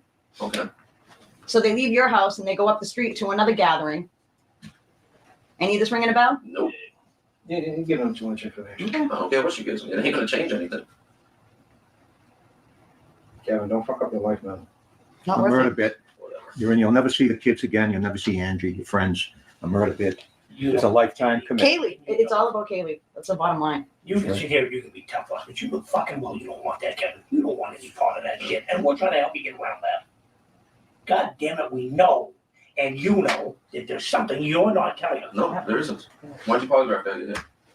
Yeah. That's not acceptable in court either. It doesn't mean matter. shit. It'll be acceptable for me. He hasn't returned my call yet. It's in a 4-hour drive. I know. He said Yes, this morning sir. He was shooting for 1:30, but And they got all 3 of them on him. That's the funny thing. I left him a voicemail when we broke at 12. He hasn't called back yet. Joe, he's got your number. Has he tried your phone? Kevin, think about it, man. Because I've been thinking about it. I've been thinking about it since the call took me up. with all this information, you can't. You either don't remember. You don't remember her being at the party. I don't even remember the party. You don't remember having a brown Ford pickup No, truck. I don't. I mean, I could see it escaping your memory, but once I brought it up, it's like, shit, yeah, I remember that truck. This is what I did with it. Now that fucking truck disappears. I don't remember having a Ford truck. Well, you own it, believe me. You own a brown Ford 150 pickup truck. You never sold it. You didn't trash it. You didn't sign over the You can transfer the title. It just disappears. Gone. Now, if she gets into a brown Ford pickup truck, that's the last thing 2 witnesses say they saw her. That's the last time. That's fine. Last time she was alive was getting into a brown Ford pickup truck. You owned a brown Ford pickup truck. It disappears. Never sold. Never transferred. No, I don't know nothing. So how do you? How do you If I explain have that? one, I have one, but I don't remember having one. The last time she's seen before getting into the pickup truck is at your house at a party where Richie Natale was at. I don't know about that. That was a blatant lie. He knows he had the truck. He knows about the party, and he knows. Sorry, that's a long video, Steven. I'm trying to get through it quick. You can tell by his eyes that he's lying completely through all this. Completely. Oh, one of them Natale. Do you understand why? That's fine, but you know how many times can I tell you? I don't know nothing about it. Is Richie Natale the guy that we shouldn't be looking for? I have no idea. Is the truck the one that Richie stole? No, he stole my car.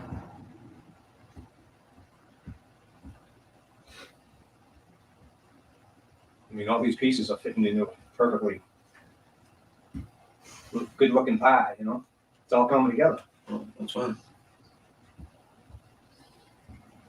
Trust me, you don't mean that much to me where I wouldn't fucking tell you guys if I knew something. What was the talk when she disappeared?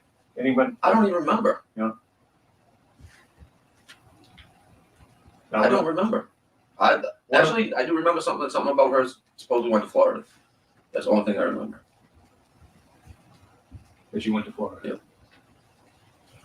Yeah. Do you remember where you heard that from? No.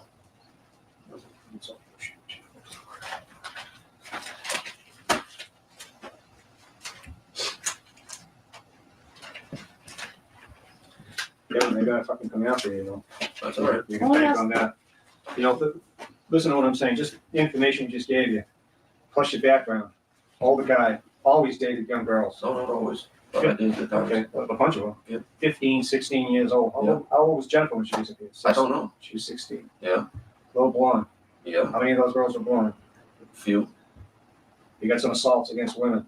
Yeah. You know? Yeah. We're here as private investigators. You know how you've had dealings with cops. You Yeah. know how they fucking, even if you didn't do it, they're gonna put it together. Well, We're gonna make it fit. And they're gonna make it fit. then I'll go down for something I didn't do. It's a shame because your daughter will suffer for that. And you don't think my Beautiful daughter is 12-year-old suffering girl. already for me being accused of no Well, you know stuff I what? You don't could know? come out of this looking like a hero, Kevin. Yeah, I wish I could. You can. Do the right thing. I'm doing the right thing. You do the right thing. Tell us what you know. I don't know anything. We'll make you look like the fucking hero. If I knew something, I'd tell you. Reward on top of it. I don't care about reward. You know nothing. I know nothing.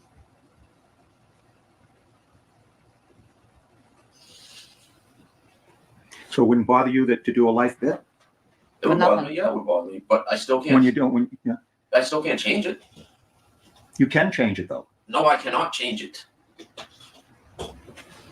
I'm not going to make up This something. guy, you could end up doing time, and Natalie could get off Yeah, 'cause he's gonna be able to cut the deal. if he operates That's fine, if he operates it the right way, if That's he what it comes down manipulates to. it. That's what it comes down to. But I don't understand this. Natalie's smart enough to do it too. So bothered by the fact that he could never go to jail. He was so quick to say, yeah, if I have to go And I even said, on a lie, and I said it would I'll go. bother me. What else choice do I have? I'm not going to make up something to get somebody in trouble. We don't want you to make it up. Well, We want you to tell us about that night that you came home with the bloody stuff. I come home with bloody stuff. Then start reeling them off to us, one at a Oh my time. God, there's too many to reel off. No, they're not. Yeah, there Not are. And the I've one never that- not burnt the any one of my that clothes. we- not Ever. the one that I've never we're- burnt any part of my clothes, shoes or nothing. No, I never have. Like I said, I got bloody clothes at the house right now. My shirt's all torn up. You know, you're planting a seed here with us, or with me anyways, that may be Natalie that was the innocent bystander. Oh, whatever. I felt that way.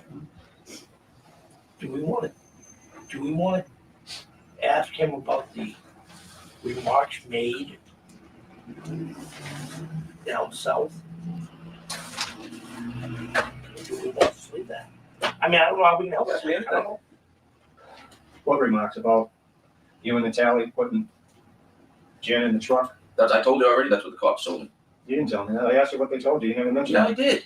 You never mentioned Yes, I did. Look, reverse your tape, you'll see it. So what did they tell you? Refresh my memory. That me and him put her in the truck and drove her into the lake. So you never told us. Yes, I The muck? reverse the tape. What lake was that? I have no idea. They didn't say. The cops told you that? Yeah. Where did that information come from? I have no idea. So now you got Jennifer going to a party at your place. Supposedly. Two witnesses. I don't remember her ever being at my place. But, you know, look at it from our point. She Yeah. gets into a brown truck. You own the brown truck at the time that disappears. And then someone says that you told them, now they don't have any of this information, that you told them that you and Natalie put her in the truck and drove her into a lake. Bullshit. So this came from I don't care where it came from. all kinds of people, Yeah, all that's kinds of fine. witnesses, and they all say the same thing. What do you think? That there's a conspiracy against you, against Natalie? I don't know. You ever recall watching a television broadcast and making a remark that I don't know where that came from. That came from Reggie. that came from who? From Reggie and Kimmy. What was that about? So you didn't tell us about that either. About what? About About watching what? fucking CSI and shit? But what happened? You know, we're trying to clear this up. This is what the fucking cops questioned me about before. This is shit that came out of their mouth. Out of Richie's mouth? And Reggie and Kimmy's, yeah. Well, they haven't told us. Will you tell us? No, I gotta show you what we heard, we didn't hear it from them. Yeah, well, So do you wanna tell us about that? no. But you gotta See, this understand. is the wall you're building up That's over because here, it pisses me off. that we can't, Yeah, no, but we don't if we need get to the piss you off, information firsthand from you, Kevin, we can put it to rest instead There's of no trying to information to rely. give you. But trying to rely on Trust this me, I'm here at information my own free firsthand. will. I haven't been trying to hide. I haven't been That's doing correct. anything. That is correct. If I have something to tell you, I tell you. I got other things I could be doing today. What? Plenty of other things. What? Hanging out with my friends. Do you have a job? Thank you, No, When's the Elisa. last job you had? How do you pay for all your cars? How did you pay for all Back that? then, I had settlement. Oh. Yeah. How many settlements? A few. Few? Yeah. Do the right thing, Kevin. I'm doing the right thing here.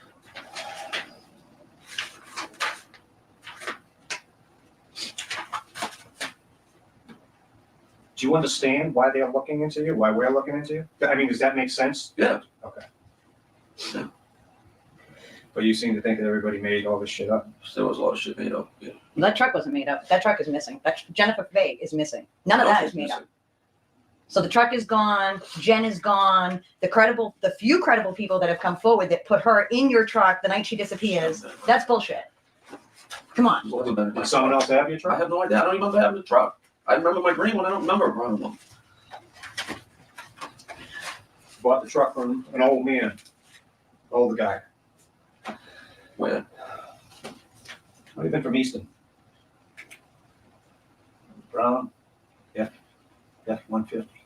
I don't know why I buy Ford. No, you did. It just vanishes. You know. I mean, you know yourself. You can track those things. Yeah. Until the time they're crushed. Yeah. Thing just disappears. Yeah. Somebody friggin' puts it on the road and then again. No, I mean, it just disappears. Never sold, never transferred, never salvaged. No one never else crushed. registered it, nothing. Just disappeared. Nobody put a vehicle with that VIN number on the road ever again. Ever again. I don't know. The story comes out that Coincidence. you and Tally drive a brown truck into a lake. With John. It wasn't a brown truck. They said it was a green truck. See, now you're getting me confused even worse.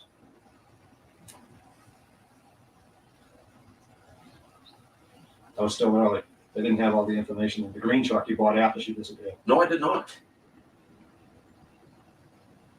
Green truck. I had. Welcome, lighting their way home. Thank you for joining us. What happened to that truck? Sold it to Malor's parents. That we can account for. Yeah. The brown's gone. I don't want to go back on the brown truck.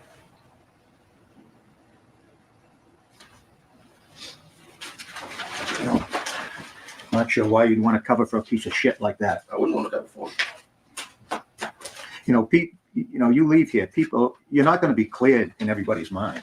In Angie's mind, your daughter's mind, your buddies up here. It's not going to work that way. And what did you fail? The indication is I'm that not gonna fail. I'm not worried about failing. I'm not gonna fail. you're pointing the indication that you're hiding something rather than being Why? honest. Because I'm not giving you guys making up lies. No, to, because of things like you've never said a bad word in 2 hours about Richard Tally.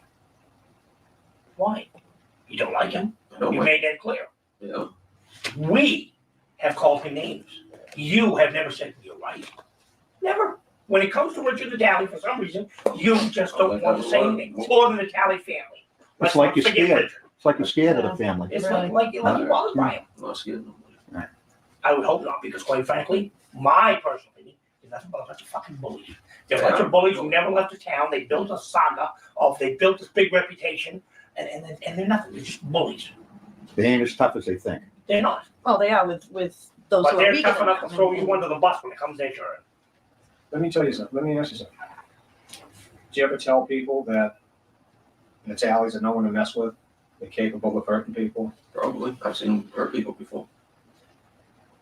Really? Because that's not what you said earlier. You said you'd never seen Richard lay a hand on a girl. Not a girl, but I've seen them hurt people before. Who?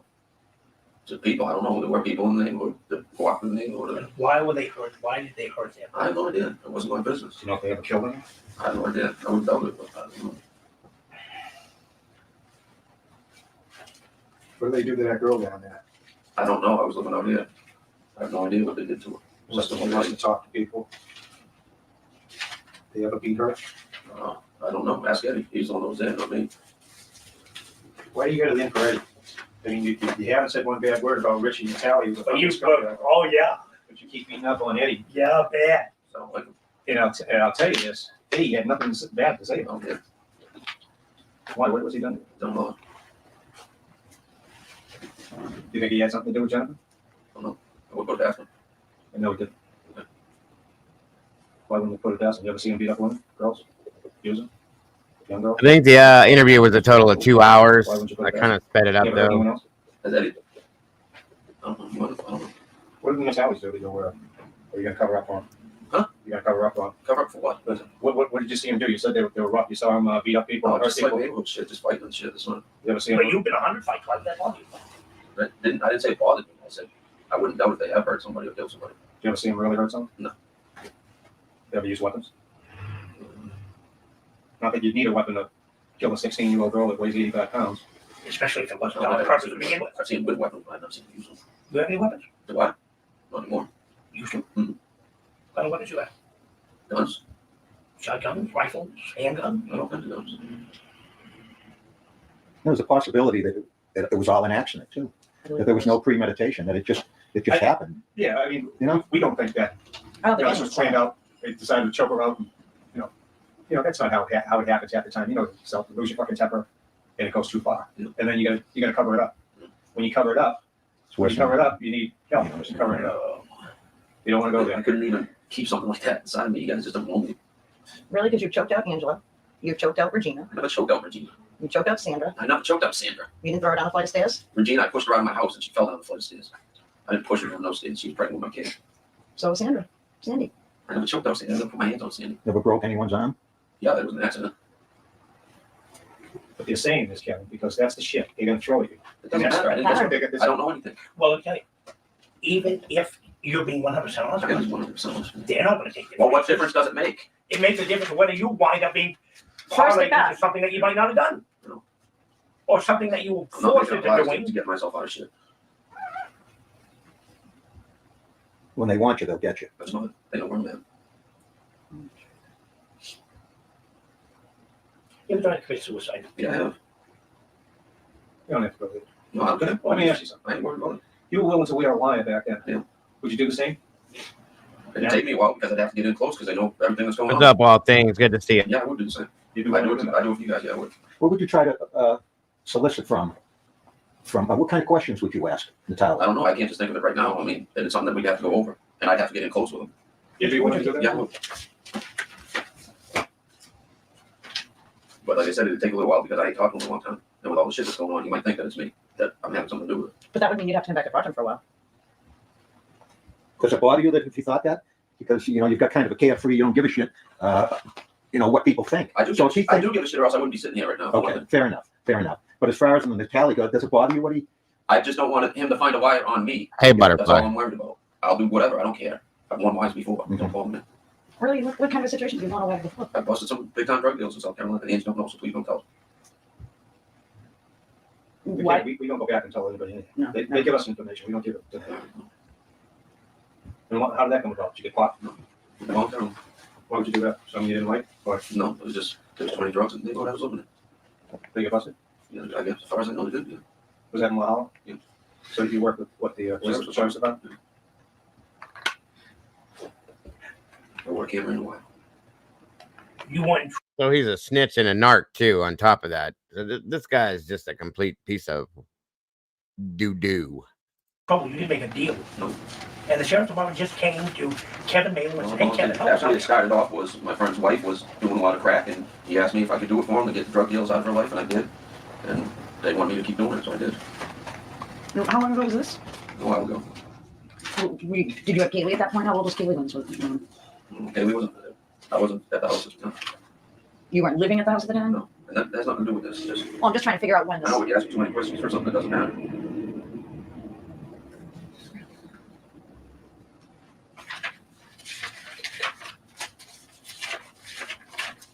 Kevin, if you know something, maybe pick up the phone and work something out where you end up being a hero instead of doing fucking time. And that'd be nice, but I can't lie to you. Don't want to lies. Just want what you know. I don't know anything. If I do something, would I volunteer to wear a wire and go and get myself in trouble? You haven't done it yet. I'll do it. Could be blowing smoke. I'm not blowing smoke. I'm not afraid to wear wire. I've done it like 8 times. And these were people that I knew would kill me. Who's that? Dealers. All drug related? Yeah. What do you think Kelly would do if they caught you with one? They can't do nothing to me. They can't? No, they're sick enough to keep some girl tied in their basement and let neighborhood guys rape her. And I don't think you're afraid of. I'm not afraid. I don't think you're afraid. Maybe they were tough guys in the fucking neighborhood back then, but I'm not sure what you, to be honest with They're you. living off their reputation. I'm not living out there. No, they are. I haven't been on many years. They ran for me. They tried to get a lot. They ran for me. I tried to get Greg to talk about it, but he won't talk about it. What do you think Greg would know? Anything? I don't know. Greg ain't that type of person. Greg, I can't speak for this whole team, but for me, I think you're fucking lying.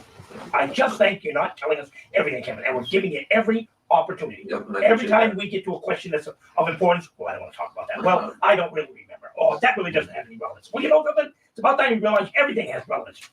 If it didn't have relevance, we wouldn't be asking you. I wouldn't have come all this way. We wouldn't have come find out. sitting here. Jesus Christ. What the hell do you want me to do? Tell the truth. I ain't telling the truth. The whole truth. I ain't telling the whole truth. Everything you know. I am. What body of water were cops talking about? I have no idea what you're saying. You must have told them, right? Told them what? Do you have an idea of where that body of water might have been? Well, that's all them.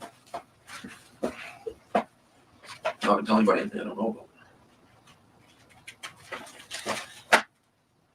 You think they can't get a conviction without a body? I know they can. This is sadly mistaken. I know they can. I never said they couldn't. I know what it's like in prison, believe me. Being away from your daughter, your family, them saying, fuck you, No want nothing more to contact. do with you, he's a convict. No phone calls. No, none of it. Of course, you might meet some nice guy, that's about it. Yeah. And I don't have to tell you, you know what they do to. I already know. Especially guys who take advantage of little girls. He knows what I was referring You get thought about how your life has gone up to this point, how things have really sucked for you. There's a lot of circumstances where you had no control over. You know, you can't pick your parents. You can't pick what's going to happen, foster home and everything else. There were many, many things, but there's a lot of decisions that you could have made yourself as well. You know, you made some right ones, you made some wrong ones. And I tell you, if ever an opportunity arose just to change things around and to prove to people, and more importantly, yourself, you know, that, That's why I want a polygraph. I wish you'd given it to me first, because then you would have just left me the hell alone. Why did you take the polygraph down in South Carolina? They wouldn't give me one out in South Carolina. You guys said I was on all kinds of medicines back then. Said it didn't feel with it. No, you went to a doctor and got a doctor's note saying that you couldn't do Because it they because it said would that. interfere with it. Yeah. So you bailed on it. I didn't bail on nobody. You went to a doctor and you got a I didn't have a note. chance to go to a damn doctor. I was in fucking jail. You got a doctor's note that said you couldn't take the polygraph. Okay. You just said that. It Is was that for- true? No, not that time, no. I was in jail. They picked me up, right? I came home from the campground, and they picked me up, and I was in jail the whole time, so I couldn't go to the So there doctor. was a time Yes. that you got a doctor's note that Yes. said I cannot. So in other words, you offered to take polygraph more than once. Yeah. Okay. With regards to this case. And you backed out. I didn't back out. They didn't give it to me. But you got a doctor's note. No, I didn't. I'm gonna go, because you try to twist my words around. Not making any sense. So when you I got just the said doctor's note. I didn't know anything about this. They picked me up and put me in jail. I didn't have a chance to go anywhere or do anything. So how would I get a doctor's note if I'm sitting in jail? Okay, so what was the polygraph that you It bailed was on? for something else. What was that for? I'm not gonna get into it. It was for something else. It had nothing to do with violence, nothing. It was just for something else. Okay. all right. well, everything has pretty much changed for me. The here, other since, case he's you in know, prison for right I now, figured, you know, probably. you were a victim of circumstance. You just Yep. couldn't help it being in the wrong place at the wrong time. And You guys you know, know but me now much I more feel than as though me. know in my heart. I feel as I had though nothing to do with it. Natalie's the one that's a victim of circumstance. That's fine. now. So I always, yeah, I know I can think what I want, of course. And of course, the police are going to at the stage are going to ask me what I think as well. That's I'm fine. going to lay it right out to them. You Go know ahead. that there's something wrong here. That's fine. I know my heart. And God don't know when I go up there. And it's too bad because you know something, there isn't a person in this room who believes that Jennifer Fay is alive. And her mother, just like Angela, the mother of your child, her mother wakes up every fucking day not knowing. I know that. Not having the closure of knowing where her daughter's body went. No doubt her daughter's I dead. would. If That's that why- woman could that's just why I have a came here. funeral and I have her could've just closure and know and move on with her life. I could have but just no, been she's like Rich stuck. Natalie and said, I don't want to talk to you guys. No, you know what? Let's You're clear that up. Let's clear that up. Rich Natalie didn't tell us that. Oh, Who knows that? girlfriend. His fucking girlfriend told us that. He wasn't even man enough to call us and say, His, "I'm talking to you." yeah. He said his goddamn girlfriend. His wife or whatever. Yeah, I Are you couldn't kidding me? Didn't have enough When balls he was to. younger, he sent his mother to do his dirty work. Well, that's Maybe- why we thought when Jennifer Fay was 16 and she disappeared, he sent you to do his dirty work. I wouldn't do it. Maybe his mother knows something that Maybe. you're not telling us. Yeah, maybe she helped. That I'm not telling you. I can't tell you something I don't know. Trust me, they don't mean anything to me. But I still feel like you know more than you're Well, telling us. whatever you feel, you got your right to You're feel holding like back. You're holding that. up. I'm Why not don't you holding back? anything back. Kevin, Oh, we have signed affidavits. That's fine. No, listen, just hear me out. We have signed affidavits from two very reliable, credible individuals. Okay. Who said that they heard you make a remark when you saw a television report. Oh. No, listen to me. Okay. All right? They heard you make a remark contrary that had a great deal to do with that beef. And you don't even want to talk about that. You said earlier, right? Because there ain't no reason to talk about it. Because Well, the calls already told me yes. the same thing. It came from Kim and Richie. Well, we didn't get it from Kim and Well, Richie. whatever. I don't care what you got. So tell us about There's nothing to tell you. Did you not say it? Did you What not? was said? Yeah, What was said? That they weren't even close. They showed a picture of us searching an area. And Where the hell did I see a picture of you guys searching? It's been all over the television. On what television? On a television. In South Carolina? Yeah. Oh, okay. How the hell would I see something about Brockton on television in South Carolina? Because it was a national piece. I've never seen anything on television about this. Never seen it? Never. Never. Never had anyone send you news articles or video, nothing. No. Be a fucking man. But you did make a comment that we weren't even close. No, I didn't, because I don't even know what the hell you're talking about. I've never watched not one thing on fucking TV about any of this. Ever. This bothers you a great deal more. Because you're pissing me off. Well, I'm sure we are. We don't need to. Yeah, It's not okay. how we Yeah. We're just trying to clear up what You're trying to get me into fucking say something that I didn't fucking have nothing to do with or know anything about. No. And basically you called me a fucking liar. I'm not lying about shit. I've never watched anything about any of this on fucking TV. Never. Never. The fucking guy didn't show up or what? Would you like me to Wanna try call calling him? him? Try again? Yeah, give me a sec. If he doesn't show up, Joe, I'm gonna leave your number if he too. doesn't I'm show gonna up, you think we should schedule, take the polygraph and be done with? Yeah.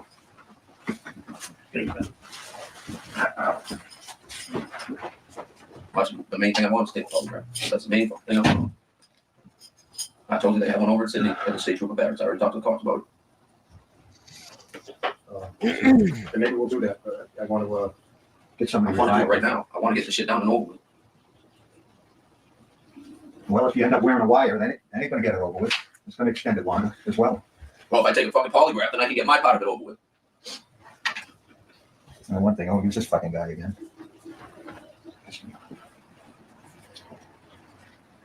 You'd be willing to work on this stuff? Yeah.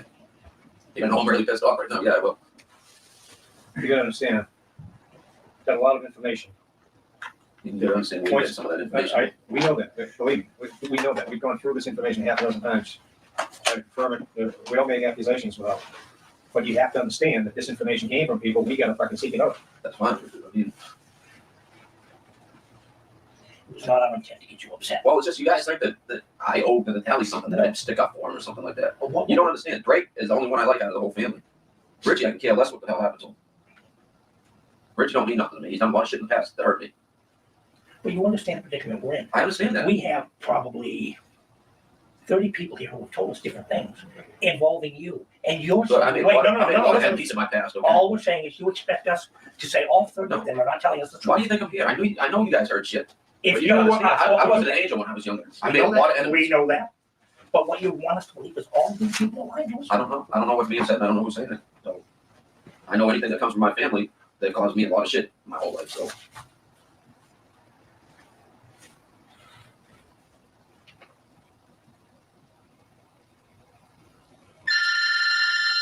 No, but it's probably true. Yeah. Hey, Thank you, Zeller. yeah, we're good. Oh, really? All right. Well, I'm sorry to hear that. In fact, you should be getting a call from Michelle. She said she was going to call you. All right.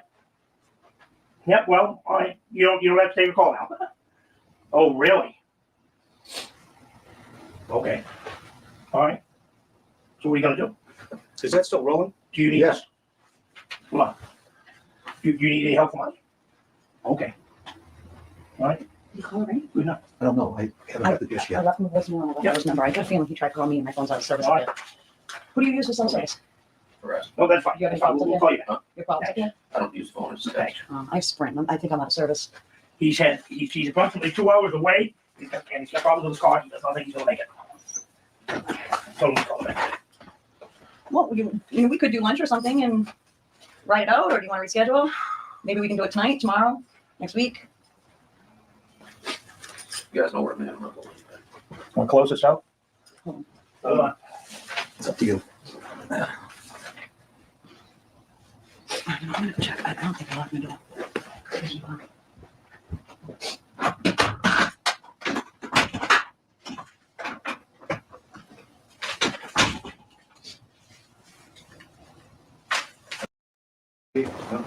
Yeah.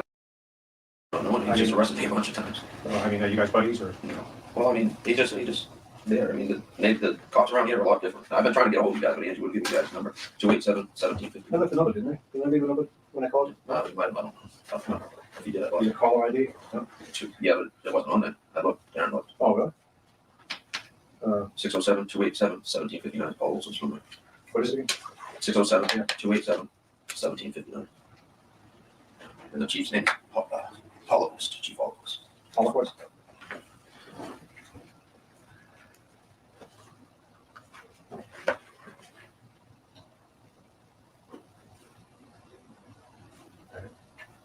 Looks nervous to me. He Who's the does one? not want to Yes. look at her. I agree with you. Conclude the interview. It's 1:35 p.m.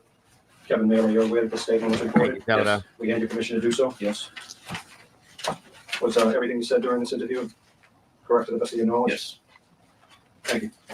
Thank you.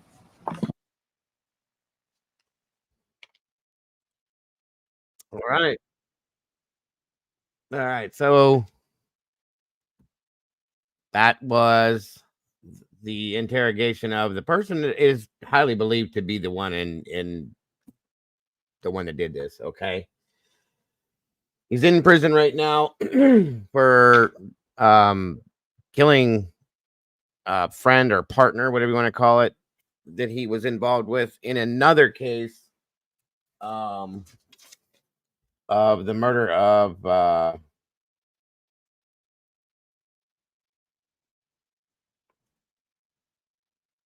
where the hell's her name at? Her last name was Faith Roach. I'm sorry. Supposedly the guy that he was involved in that with, they suspect him in, is dead, and he was the one that did it because he didn't trust the other guy.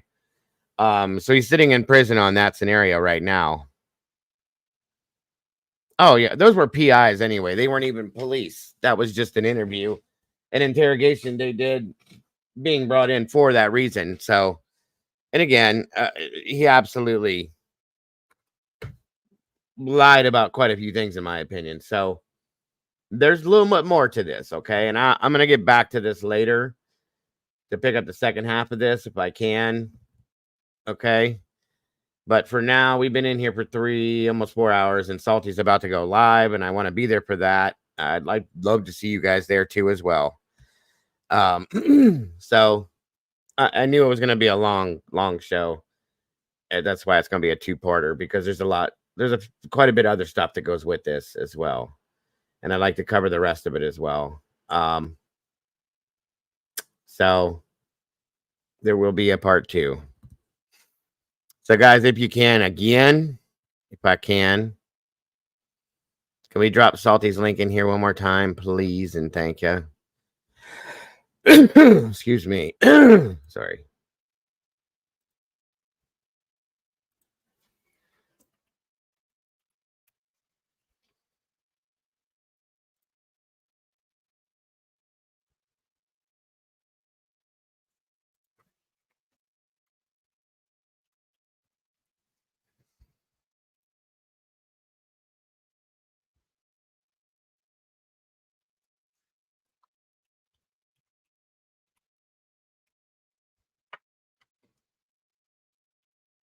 There it is right there, guys. Please, if you're not doing nothing, come on over, if you will. I do believe that Joe Schmo might be joining us over there too.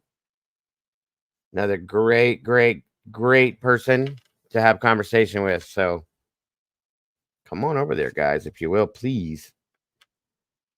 I do appreciate y'all very much for being here.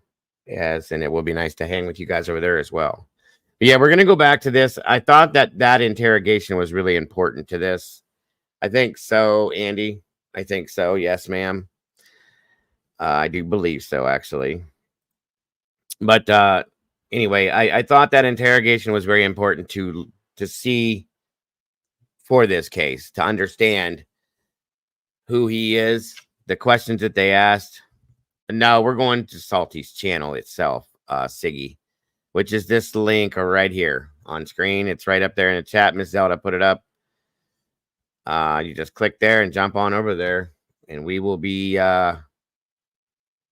having great conversation, as it always is, in my opinion. I'd love to see you guys there. And I know she would as well. So if you can, guys, please join us over there. There it is again. Thank you, Miss Zelda.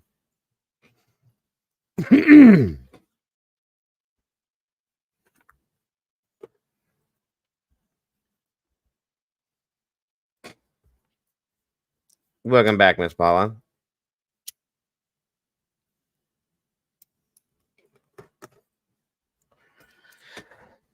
Cynthia, we're going over to Salty Sleuth Investigates channel to have a conversation over there about what she's got set up for tonight. It'll be in about 20 minutes. I think she'll be live in about 20 minutes. So, other than that, guys, like I said, there's going to be a part 2 of this. And that should finish it up. And that way we get it out there. Everybody sees and hears it. I believe we did hit.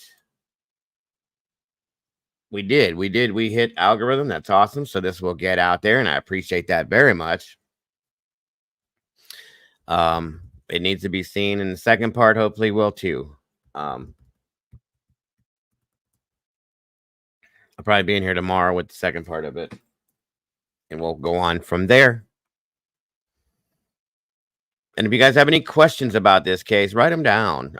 We can get into it tomorrow as well. Or if you have any points to point out with this or any info that you want to throw in, please. You have my email. Do it.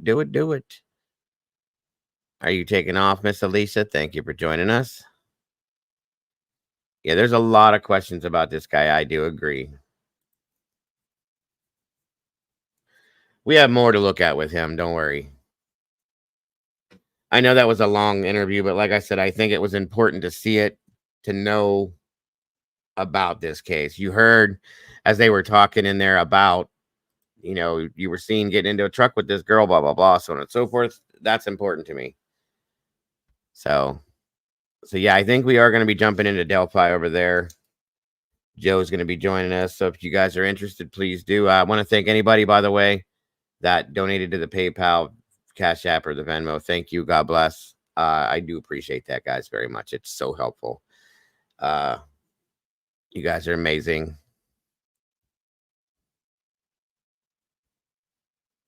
So thank you. And thank you for being here. Thank you for supporting the channel. Thank you for being you guys. Don't forget to love yourselves and love each other. And it's coming up soon, Siggy. Don't worry. Caden's already driving me nuts about it. So we will do it again soon. No worries, Cynthia. Don't even explain yourself. No worries. Other than that, guys, don't forget to love yourselves, love each other. Don't change a thing, because you guys are absolutely amazing. And I hope to see you guys over at Miss Salty's channel here relatively soon. Bye-bye, everybody, and take care.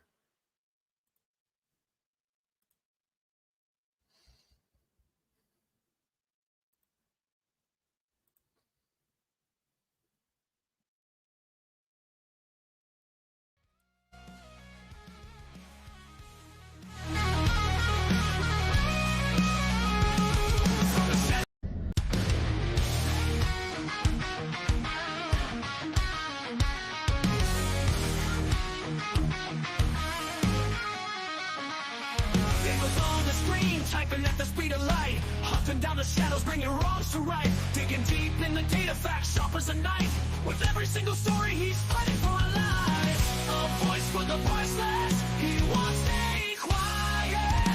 Daniel's got the fire igniting the fight. True crime revelation shining through the night. With every victim story, he pulls at the strings. A hero in the darkness, hear the truth he brings.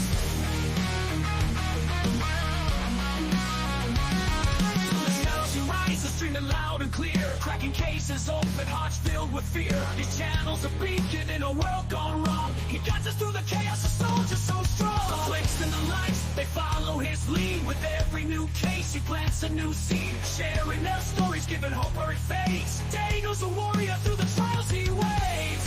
In a world of silence, he shouts out their names. Daniel's got the fire igniting the fight. True crime revelation shining through the night. With every victim story, he pulls at the strings. A hero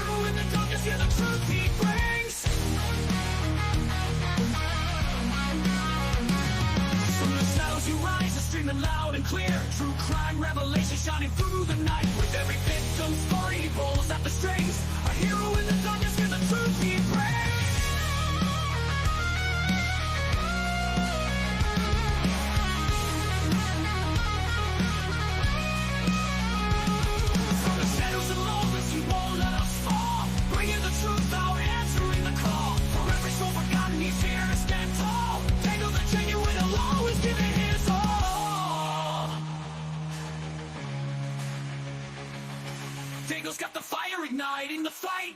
True crime revelation shining through the night. With every victim story, he pulls at the strings. A hero in the darkness, hear the truth he brings. Hear the truth he brings.